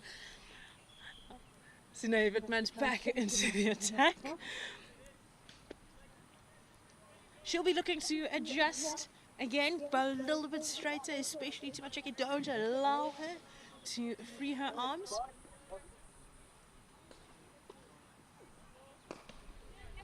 Oh, fielding. Great fielding there by that very short cover. And that is Diergaard. Fielding has been hot and cold at the moment.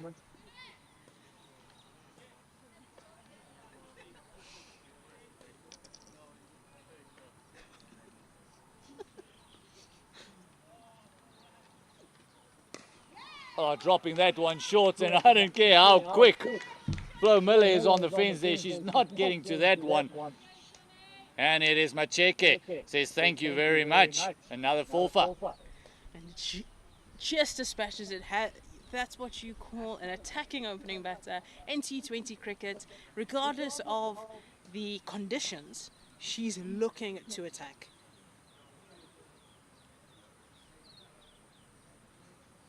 Approaching that 50 mark is the Titans ladies.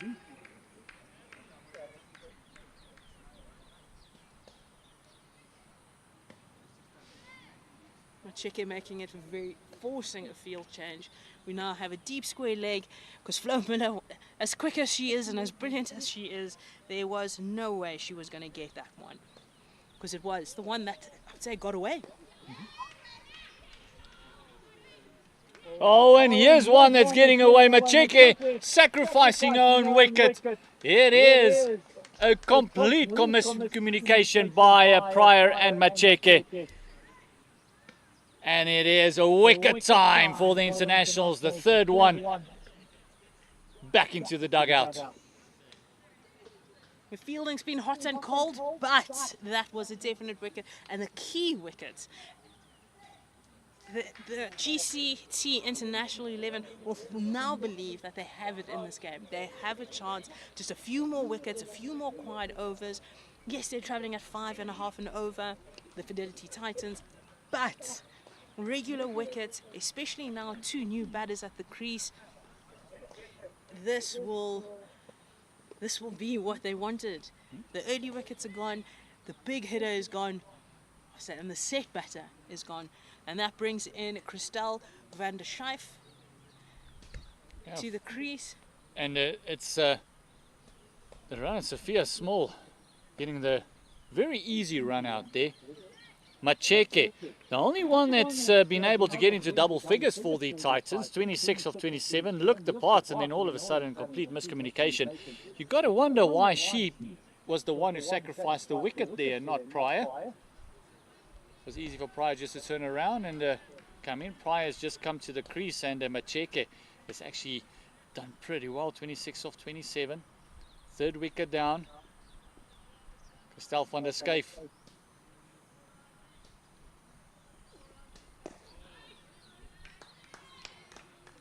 I think that just came up to miscommunication. I've said yes, I've committed to the run.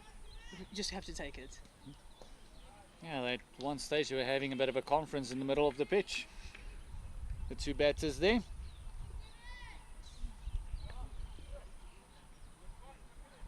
So disappointing for them. But something to learn, something to talk about at the end. This one a lot fuller. Keeper standing up, making sure that the batters can't leave the crease, just keeping them honest. It's also something that Robin and Robin Searle and Macheke struggled with their communication. So I think it is within the top order, batting around that you have to have a plan. How are you going to run? Where are you going to get your singles? Especially with somebody that hits the ball as hard as Macheke, the quick single is not always an option because it goes so quickly to the fielder, especially those fielding in the ring. They're playing on the center track, so there is a lot of hard surface on the table for that ball to get to the fielders quickly. So that quick single isn't always the right option. Another wide there for the internationals. That could be a little bit of their downfall. Oh, this one tossed up nicely. It's called a no ball. That is for height above the hip. That's a free hit now for Christel van der Schijf. The very first delivery, free hit. Not much more you can ask for in a T20 game. You can't complain. Nobody can ever complain. What a way to get off the mark where you can't get out. Well, the way they've been running, there's always a chance then for the internationals. I would say that that Katie Pryor has ensured that that there won't be another one. She is an experienced player, has played a lot of franchise cricket and with very experienced players. Free hit. Oh, she goes for the big one over deep mid-wicket, and it's a maximum. Watch out for your cars when Van der Schijf is on strike. You just see how nervous the dugout got when it came close to their vehicles there. In a situation like that, that one was hit hard, it was hit convincing. If it hits your car, make sure you are parking further and further away because she is middling it. Christel van der Schijf has arrived, and it also brings up the 50 for the Fidelity Titans. 54 for the loss of 3. Only need 43 more runs. 11 overs to get it. Sophia Small into the attack again. Well, what a first one to get. Free hit, you haven't faced the delivery yet, and then they drop it right into the arc. So it's the confidence one needs going into a tournament. Go there, play your game.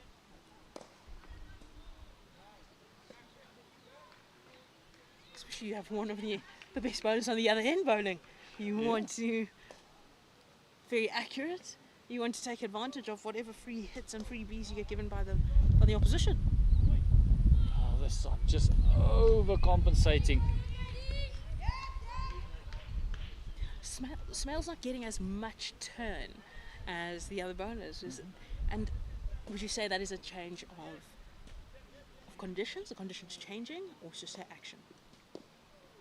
Well, she changes her action. She goes, that one was a lot more upright, darted in a bit more. I think she changes the angle of her arm from where she delivers. She does have that round arm slider. Protea player Fortain has got that same one where he goes a bit around arm and then angles it right into, almost swings into the right-hander. It's the same one that got the captain out as well. See that one a lot more upright. There we go. It's a little bit of turn, a little bit slower through the air as well. Going for the second. Van der Schuyf had to get the shoes on. And that's 3 runs, and 3 welcome runs. I think Pryor will be, 2 runs. Pryor will be very happy with pushing her partner, getting her back on strike, keeping her busy. Oh, there's that one that's get fired in quicker through the air. This young 19-year-old's got a great maturity in her bowling.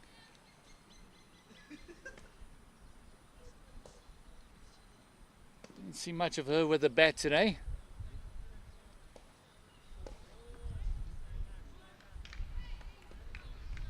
She does open the batting as well. That's the end of the 10th over. We're halfway there for the Fidelity Titans, and it's literally halfway in all. It is 10 overs gone, 60 deliveries left, only 38 runs to get. This will be I'd say a change of ends for Gerhard. She's coming back into bowl. I'd say this could work in their favour, especially given that Wittmann has been a little bit wayward, given a little bit a few loose deliveries. Yeah, the extras count already is on 16 with 13 wides and 2 no balls. And both those 3 free hits, Macheke hitting a 4 and Van der Schuyf hitting a 6. So both of them went for runs as well. They'll be disappointed by something that they will have to adjust with, probably a little bit heavy under the spikes in their run up. Much better. Just opening up that blade is Van der Schuyf. So I beg your Pryor. Doubling up for a 2.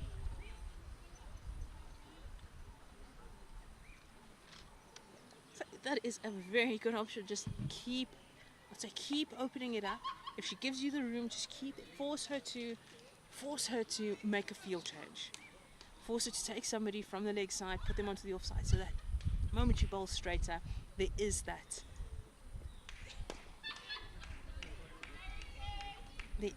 easy single.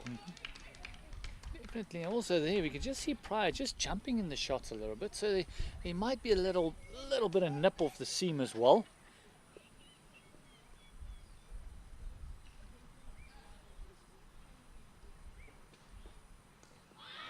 There we go, Castle there. That one kept low once again. We saw from this end Jafta as well, from the inside edge onto the stumps.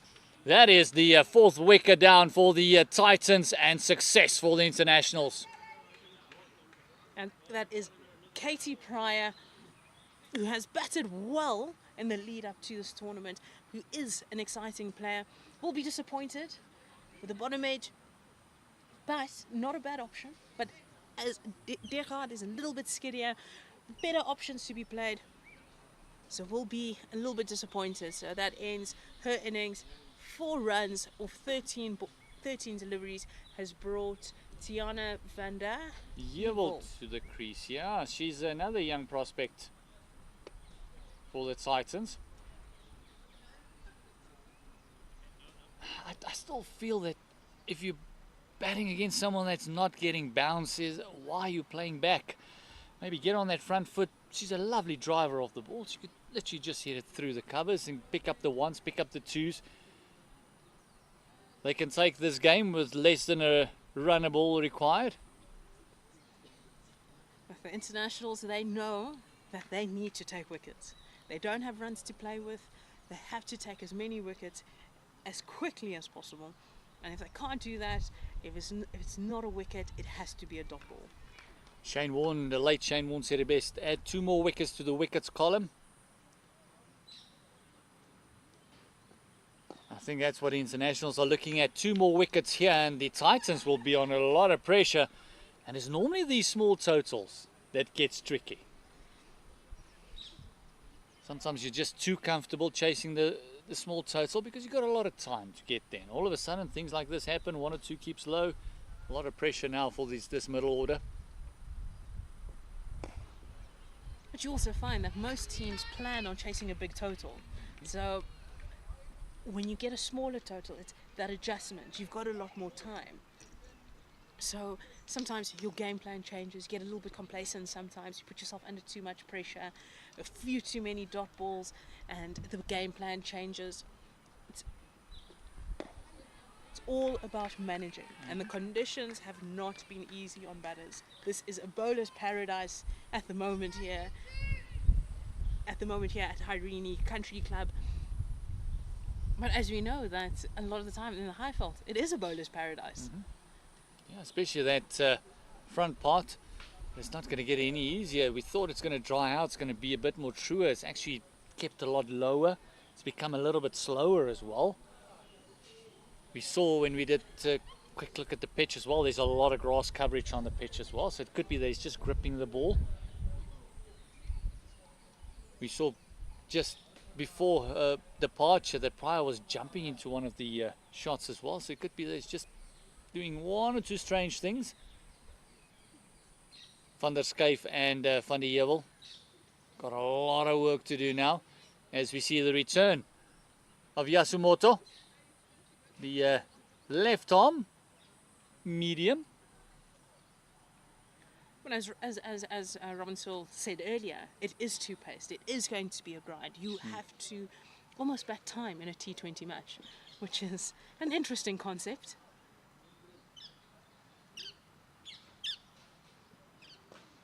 In a T20 match. Batting time in a T20 match is usually, I would say, reserved for difficult tracks in one-day cricket and test cricket, or 4-day first-class cricket. So in a situation like that, where the conditions are difficult, it's a little bit too paced, the ball is skidding, you have bowlers that already have a very, I would say, skiddy action. So it does make it difficult.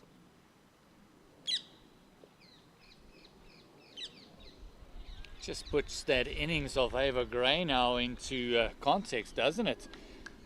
Batting through right till the end, and that last over where she picked up a massive 6 on that last delivery as well. Just momentum swinging into the internationals' favour. That's what you want going into the breaks, a bit of momentum.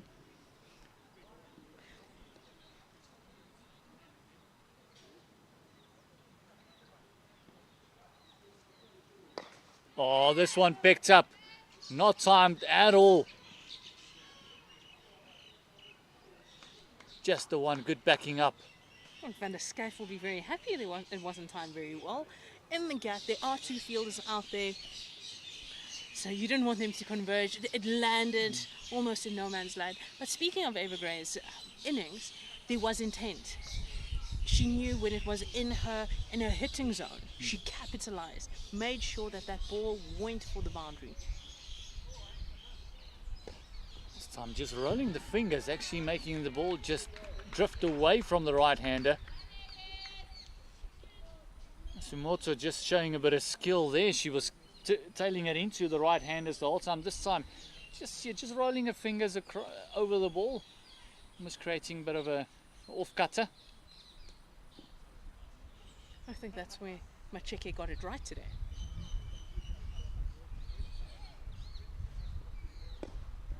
Oh, one bounce to the fielder there. Again, Van der Skyf can be very lucky she didn't make better contact, but bit of a nothing shot, bit of a flat bat. I think just stopped herself in the shot. And I think that would be the difference, just the confidence, just to be, it's in your area, it's in your zone. Just free your arms and just swing. Right? Back yourself, back your skill, and that's what these young players will learn. right? Playing with these players, that failure is part of the game. Making mistakes is part of the game. It's all about learning and becoming better. Exactly what you were asking for. If it's up there, play straight through the line. It's a lovely shot for 2, and again this outfield very sluggish. It would have been a boundary on most fields in and around South Africa. A lot of rain we've had in the Highveld, especially in the Pretoria area. We don't even think we're going to have a game today. When we got here this morning, game was scheduled for a morning start and then moved to the afternoon in the hope that a bit of sunshine will come out. It is 12 overs gone. It is 64 for the loss of 4 for the Titans, chasing 96 by the GCT internationals. And that's what we need to see more of. These young players playing their shot. We know they both can hit a long ball. So it's not just about backing themselves and just taking it on. Take it on. This is what warm-up fixtures are all about. If you take it on, from here you understand, I'd say, the pace of the pace of the pitch, the pace of the bowlers, what are they trying to do. You're able to almost have a clearer game plan. How are you going to go into your next fixture?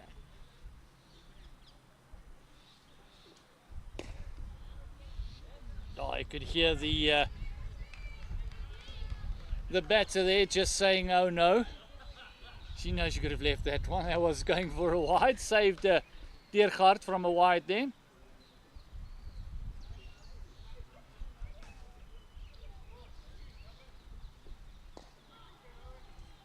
Oh, called the outside part of the bat.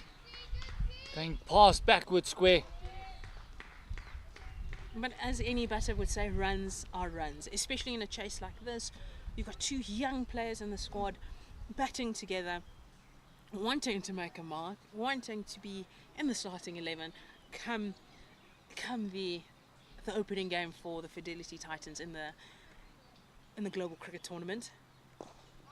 Oh, played upish catch. Oh, taken. We were just complimenting them and opening up that blade completely, just slicing it up in the air. And it's a simple catch by Watile. Wicket time for the internationals. A very simple catch. Very soft dismissal.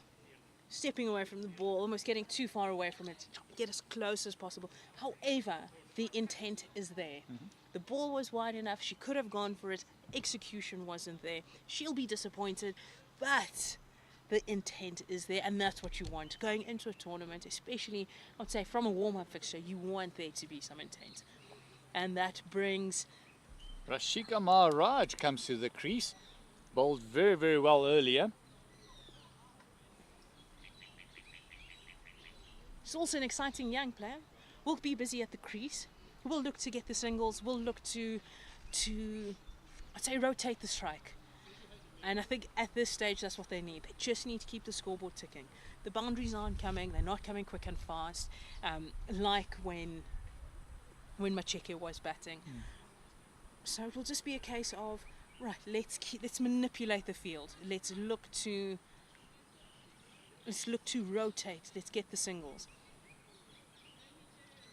I do think this is an opportunity, given the low total, for the internationals to bring in the field. Ensure that in front of the batter there are as few singles as possible. Given that the field set at the moment, you have a deep square leg to the left-handed Maharaj and a deep mid-wicket with everybody else in the circle being your short fine leg, your fine legs in the circle, third man's in the circle, sorry, your backward point, cover, extra cover, mid-on, mid-off and mid-wicket. Yeah, the left-handed Maharaj. Good control there by Diergaard. Compensating and correcting the line for the lefty. Oh, thick edge. Just past the keeper. This is a fortuitous boundary for Maharaj to get off the mark. You'll take them where you can get them. Yeah, you mentioned runs is runs.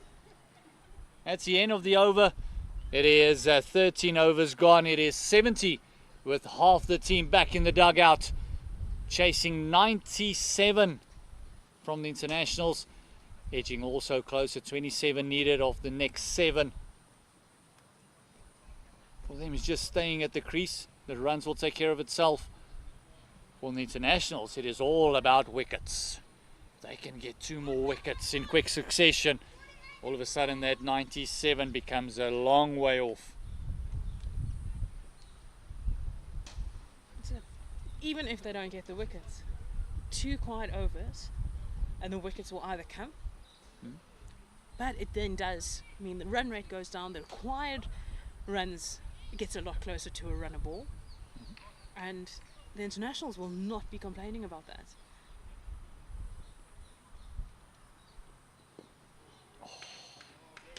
Lovely delivery there. That's that one that just tails into the right-hander. And that Scaife nearly got one there on the body with the throwback. Well, I do think in a situation like this, the internationals aren't necessarily looking for the win. They're looking to what combinations work. They have another match tomorrow. What combinations work? How best can we equip the players to play the best cricket come the start, the first T20, the first match of the global cricket tournament. That will be their aim. How can we best get you to perform? Especially with all the games being played here at Irene Country Club, the home of Irene Cricket Club. It's going to be interesting to see how the week pans out. Oh, this one a lot. Oh my word! Diergaard had an absolute horrible bounce there. That was nearly a trip to the dentist. But that's what you call getting your body behind the ball. She got All of behind it. the ball, potentially saving a second run. Some good fielding there, or I'd say co-fielding by Sophia Smale. She went in, got the ball, threw it in. Still scampered in for a single. Just too full. This is easy pickings of Van Scaife. I agree with you. They need wickets, so maybe get some fielders in a bit closer, build the pressure, make them do something different, make the batters maybe go over the top instead of through and along the ground.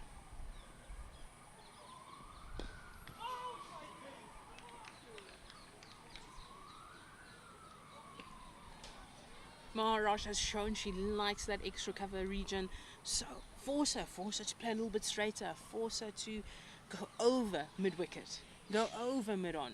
I'd say almost play a sweep shot, say to her, look, try it, the gap is there, go for it, but you miss, I hit. Those are the conversations, or I think the thinking would be around Maharaj.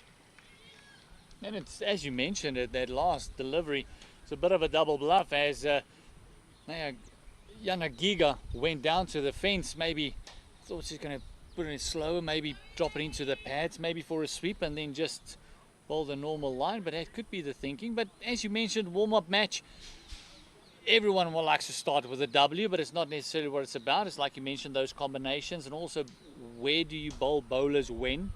In what situation do they bowl better? New ball, old ball, middle part? Who's going to bowl at the depth? Mentioned 1 or 2 quiet overs. This next 2 overs, I feel, it's kind of almost going to set the tone. If they can have 2 quiet overs here and take it up to that 16th over, the last 4 overs becomes very interesting. And that's what they'll be looking for.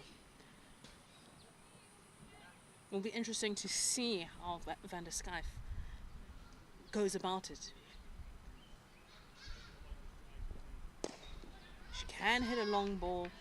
How will she handle the pressure of potentially needing to hit a boundary and over to try and get the Titans over the line?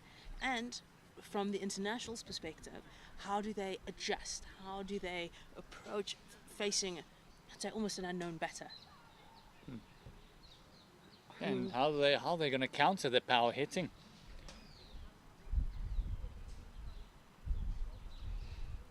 So far, we've only seen one spin bowler. I do believe there could be more options, especially with the way that they will be in the different teams. There's a lot of spin on offer within the teams themselves. So with only one specialist spin bowler in this side, it's not a bad thing. But now, so how do you juggle them?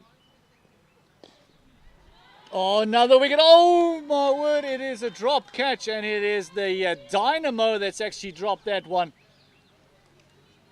She'll be disappointed with that one, especially at this stage. That would have been the wicket that they've been working towards. There's been very quiet overs, a lot of pressure being put. She'll be disappointed, but these things happen in a match. Yanagida dropping.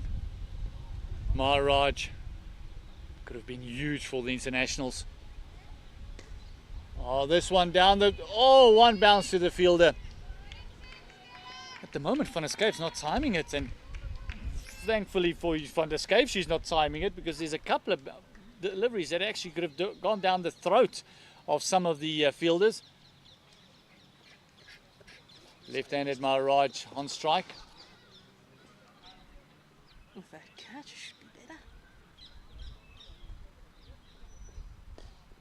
Oh, nearly snuck through there. Mirage Shane, that one's skid on a little bit more. Didn't bounce as much. I think that's the key here. Diergaard is is that bowler that you want to be bowling at the day. Force them to get under her. She's not the easiest to get under, especially with that skiddy action. She's got a very low action because she just collapsed at the end of the delivery, so she's not going to get a lot of bounce. So if she can just keep the length where it is now, around about that 5 meter mark, you don't know if it's going to come up or stay down. It's going to be a very, very tricky little period here for Maharaj and Van der Skyf.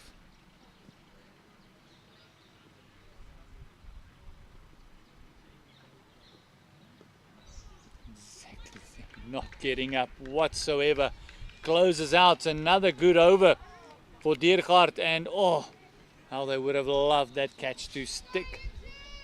But still only 5 down, 76. Now needing 21 of the last 5 in the back quarter of these Fidelity Titan ladies batting innings. Well, last delivery you saw that Maharaj is not so comfortable with that ball a little bit straighter. She wants to have room, she wants to play through the offside, she wants to attack in that region, so she'll be a little bit disappointed that she didn't get hold of that ball that went up and got dropped for a catch. However, the internationals will be happy that, okay, a little bit straighter, and she struggles. Oh, this one chipped. Long on, getting it on the bounce. Van der Skyf just rotating the strike at the moment. 77 for 5, 20 to get. As the left armer, Yasumoto, is back in the attack. And compliment to Kelly Castle, who's been rotating her bowlers pretty well.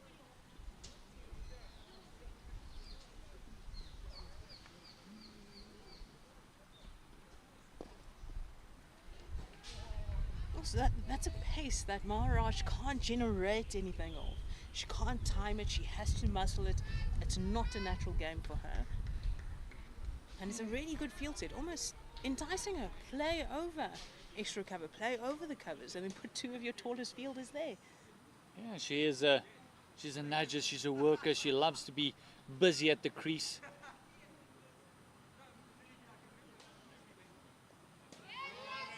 That's what she likes. It'll only be the one. That's more in her comfort zone. The power game, the muscle game, She might want to leave up to Van der Skyf, who's hit one mammoth 6 already. It was over 3 hits of her very first delivery that she faced. There's nobody that will complain about hitting a 6 on their first delivery, and especially after you get to bat deep, wickets in hand, you can afford to attack now. Oh, Yasumoto will be disappointed. She really should have done better with that one. The fielding of her own bowling. Protect your stats. That's always the expectation. Especially as a bowler, you want to protect your stats. Pretty sure she'll have a good talking to herself a bit later on.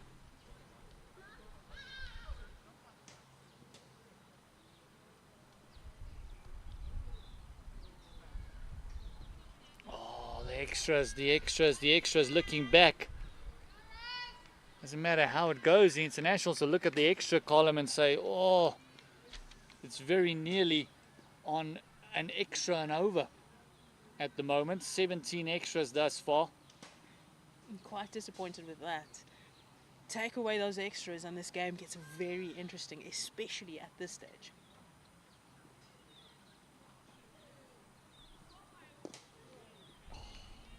See, just holding up. And the pitch is 17 extras, like we mentioned. 14 wide is the key there. And those two no balls went for a 4 and a 6 respectively. So as you mentioned, just take half that away. Put 7 runs on there now as well. 80 for 5, 1 delivery to go in the 16th.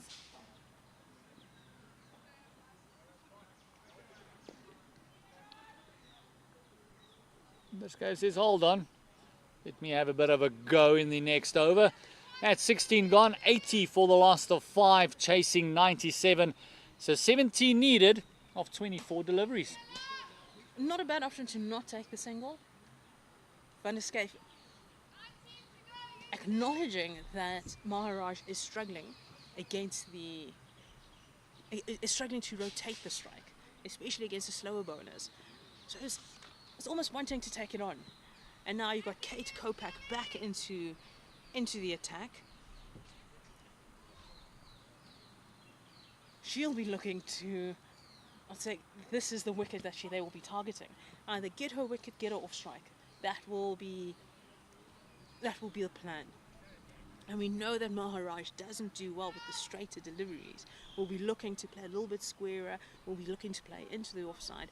So the plan would be, right, let's either take her wicket out, force Van der Skyf off strike. She's got 4 fielders on the boundary at deep square, deep mid wicket, long on and long off. So we know what the plan is here.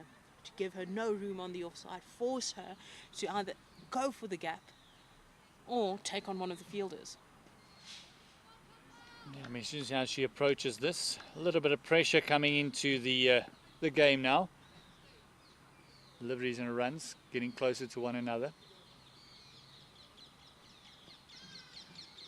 Oh, freebies. That might cost the internationals. That is 5 runs to the score.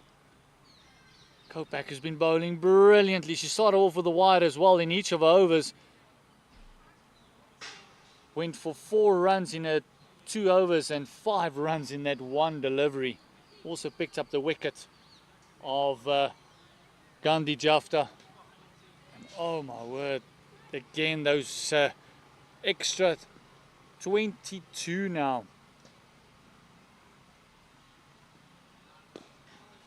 And that's the comeback. That's the start she would have wanted. She'll be disappointed with that start, especially with how well she comes back. Especially with the areas she's hitting, the pace that she's getting, the bounce that she's getting. That first ball then has got them even closer to a win.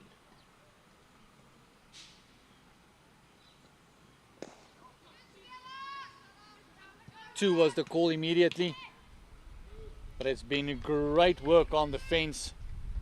Ava Gray making sure it's only the 1, and take away those 5 runs. All of a sudden the pressure was on the Fidelity Titans ladies. But that extra has just cost the internationals. Got to feel that maybe for the quicker Kopak, it's not wise for the keeper to stand up, especially because she does have that one that she pushes down the leg side.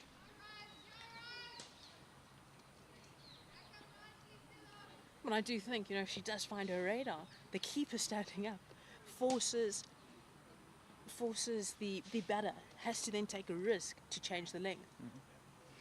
At the moment, none of the batters has really looked like they wanted to attack any of the lengths.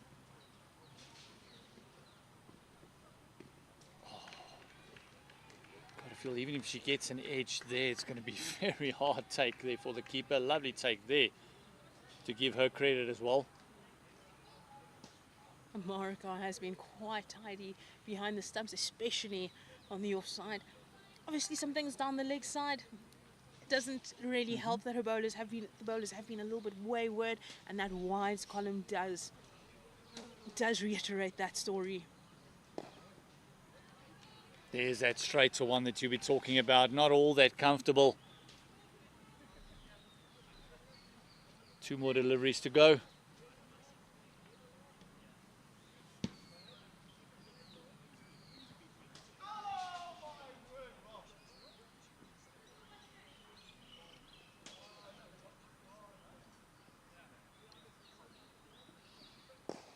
Oh, Maharaj. Bit of intent shown there. Unfortunately, just can't muscle it. It's not her game. She is somebody who times the ball, a bit more of a stroke player, will nudge the ball, but will look to play more of a stroke game. The power game is not hers, and there is, for her to get the single, she will have to play a lot squarer.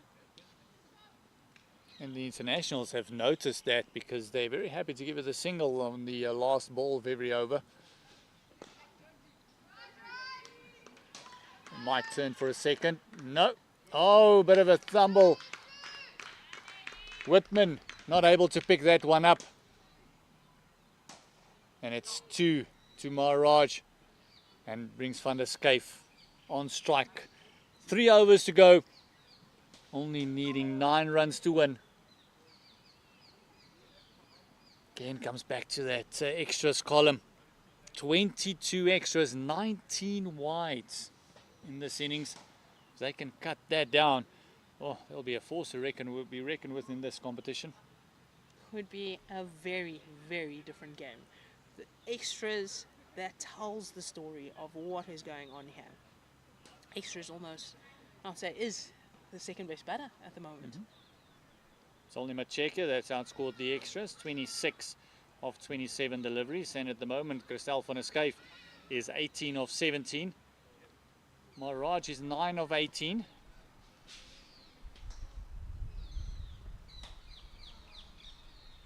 Bringing in the left arm spinner again. Oh, an overrate penalty. There are a few overs behind. That does mean an extra fielder must come into the circle. It's only 9 runs. I think you would have almost kind of done that anyway.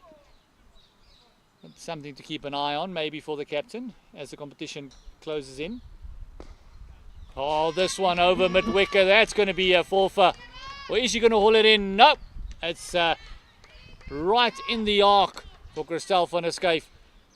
Moves on to 22.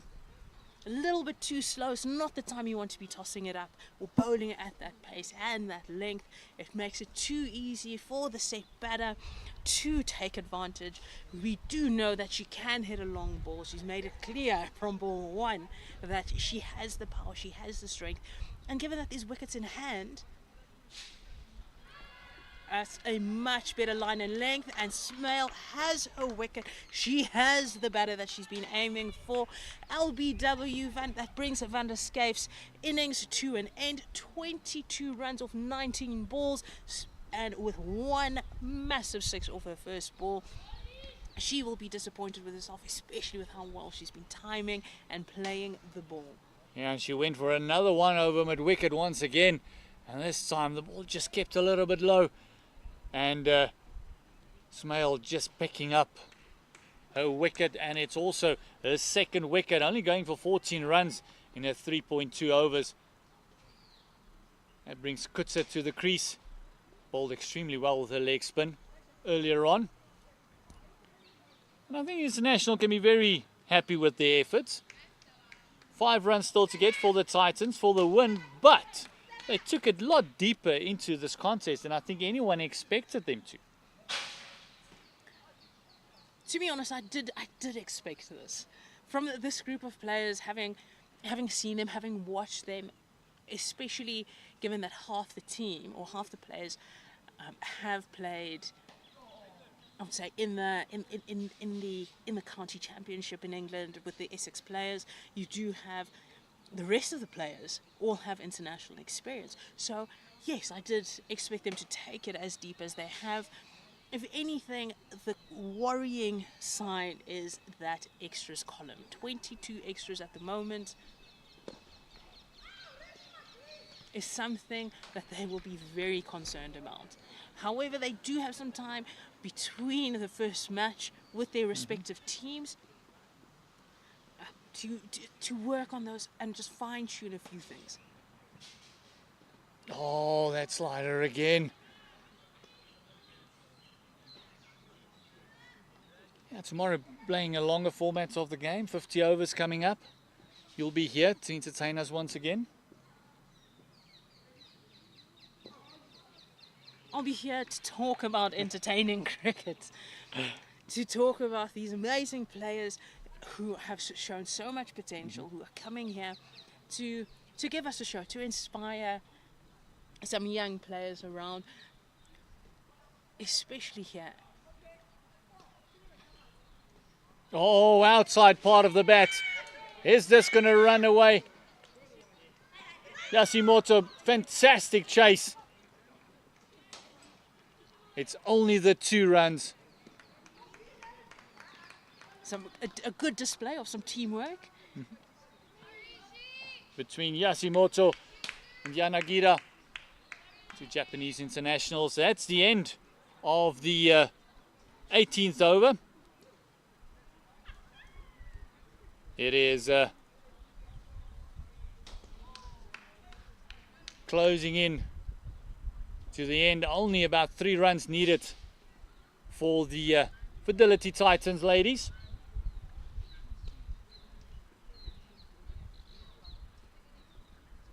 This is Kopak to finish off her allotted overs.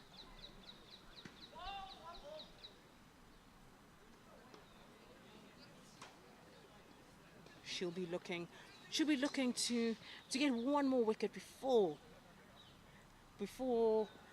the Fidelity Titans finish up this game and wrap it up. Some big talking points for both teams to go through.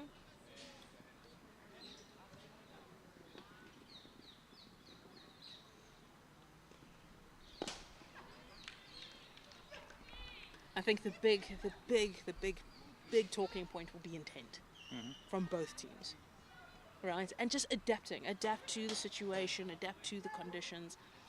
I think where the internationals missed it a little bit was that first wicket fell, the second wicket fell in quick succession. Oh, this one just sliding down leg. An optimistic appeal there. And I just didn't get a read of the wicket. I mean, it was a really good toss for Robin Saul to win. I think any team would have won the toss and said, we're going to have a ball first, given the conditions, given what they know about the ground and what we've seen. But the long format tomorrow will be a good taste of both teams. And the depth that they have playing the longer format.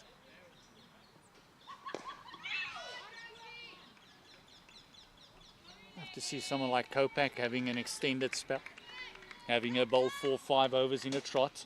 I think if she gets rhythm, she's going to be a difficult bowler to contend with.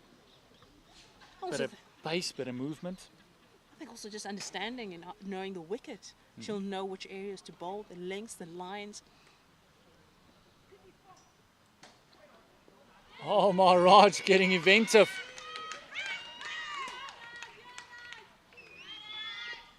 That one maybe just hitting the glove or the splice of the bat. It's 1 run. Closer to the total. 2 runs away from the victory. 1 to match the score. And yeah, tomorrow 50 over game. It's going to be interesting. Like I said, it's going to be you, Sean Mayers, the international player with our own Avenger. Ken Borland, Captain Cricket. It's going to be here. It's going to be a good time. Yeah, keep your eye on Ken. Gets out of hand sometimes.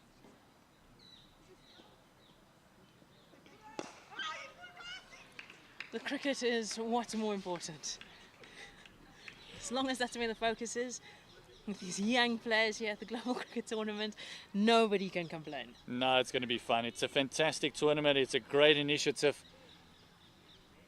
4 corners of the globe coming together to make up one team, and then the eastern part of Gauteng and the northern part of Gauteng coming together. It was a lovely little flick of the wrist there by Kutser. It brings us to the end of the over. 94 for 6.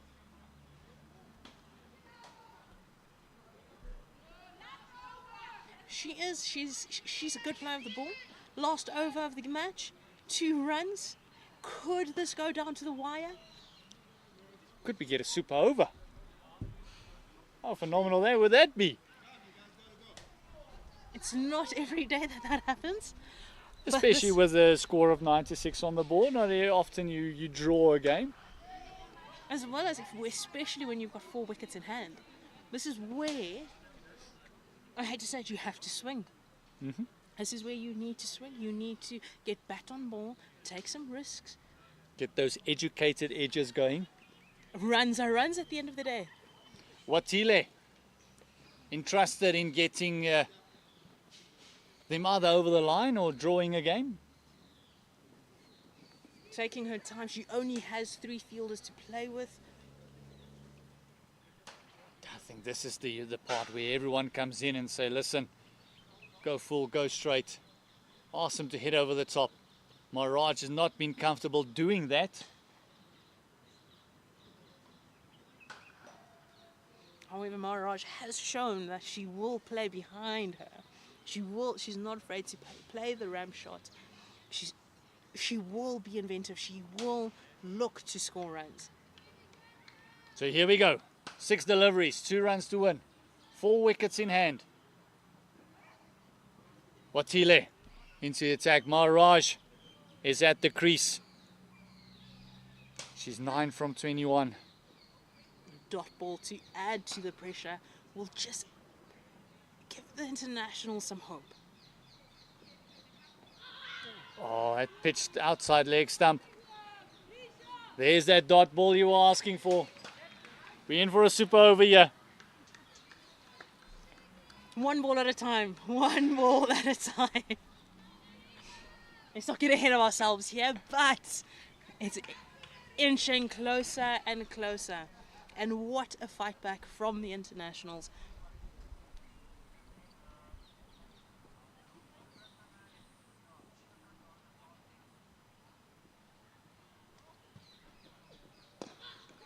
Oh, Maharaj going for the quick single. Oh, there's the sparing dive. Sliding it in, and that's leveled the scores. That's leveled the scores. 4 deliveries to go.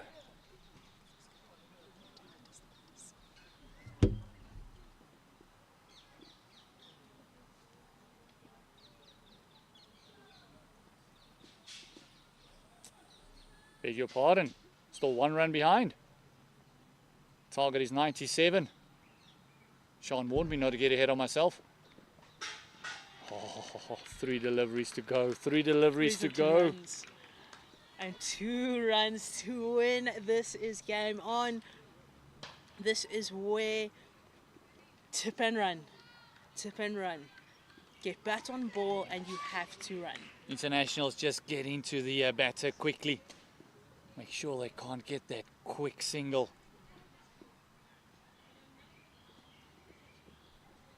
Oh, 2 deliveries to go. 2 runs to win. I told you, super over. Super over. You did, you did. 2 balls, 2 runs. Watile doing a fantastic job here for her captain.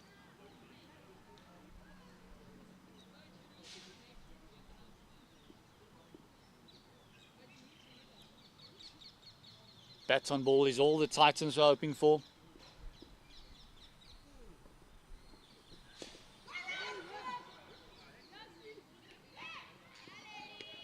That's Oh, good preservation. 1 run needed of 1 ball. there we go. Scores tied up. Who would have thought it? No, certainly not me. I did not expect this game to unfold the way it has. Now you have every fielder in the ring. On their toes, right under the nose of Maharaj. Even if she misses this delivery, they'll go for the single. They have to. Have to go. A draw first game up. Are they going to play super over? If this is what the tournament holds, you better make your way here to Irene Country Club.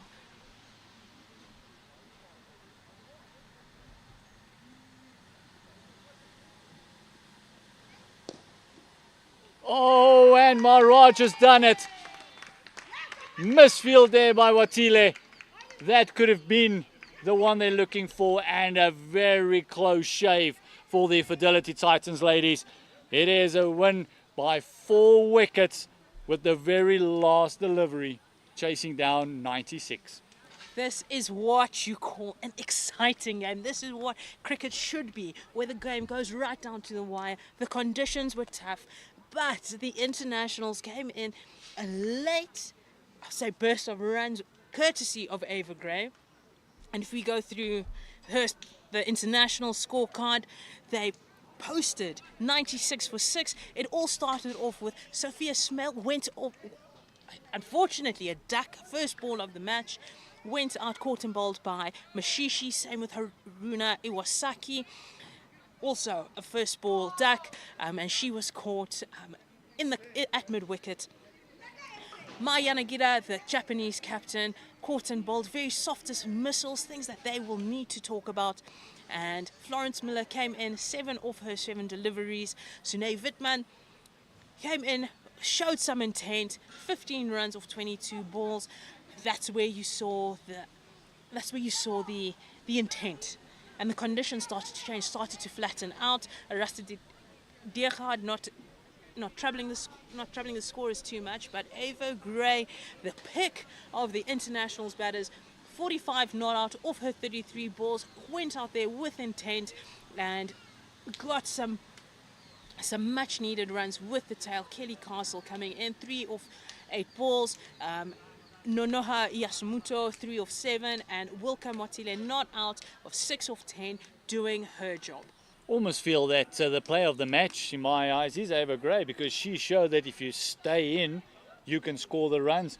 And she did a brilliant job. Her 45 of 33 was very nearly the tipping point for the internationals as we go through the batting lineup, or the bowling for the Titans. Mashishi, 3 overs, 2 for 7, opening up the bowling with Kaylee Tupp. Picked up the 1 for 16 in her 2.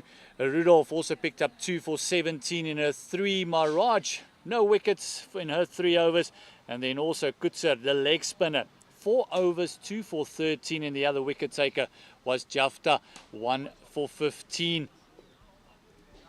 But then also, Sean, they started off pretty decently with Macheke, the big wicket of Jafta in the first over as well, the second delivery that she faced.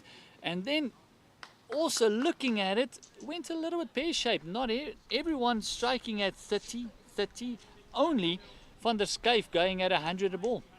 Now that's where you see intent.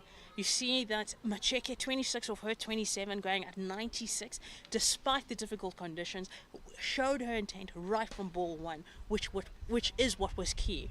Van der Schyf as well, striking at 115, intent was there from ball one.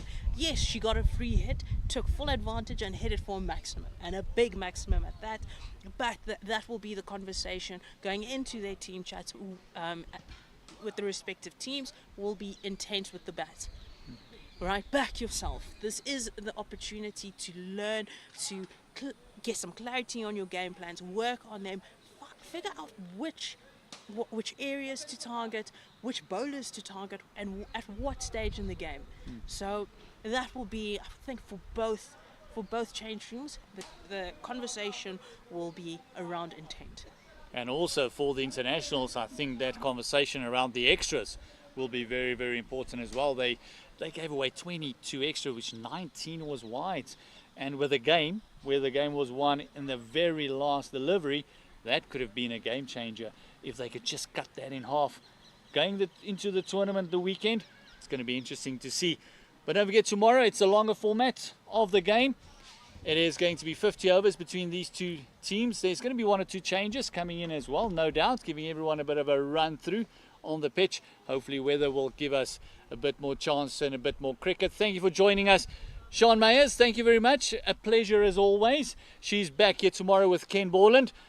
Enjoy the rest of your evening, and don't forget, tomorrow here at Pitch Vision, it's going to be the Titans taking on the GTC Internationals once again in a 50 over match just before the weekend tournament starts. Thank you very much. Drive safe, look after yourself and each other, and we'll catch you again tomorrow morning.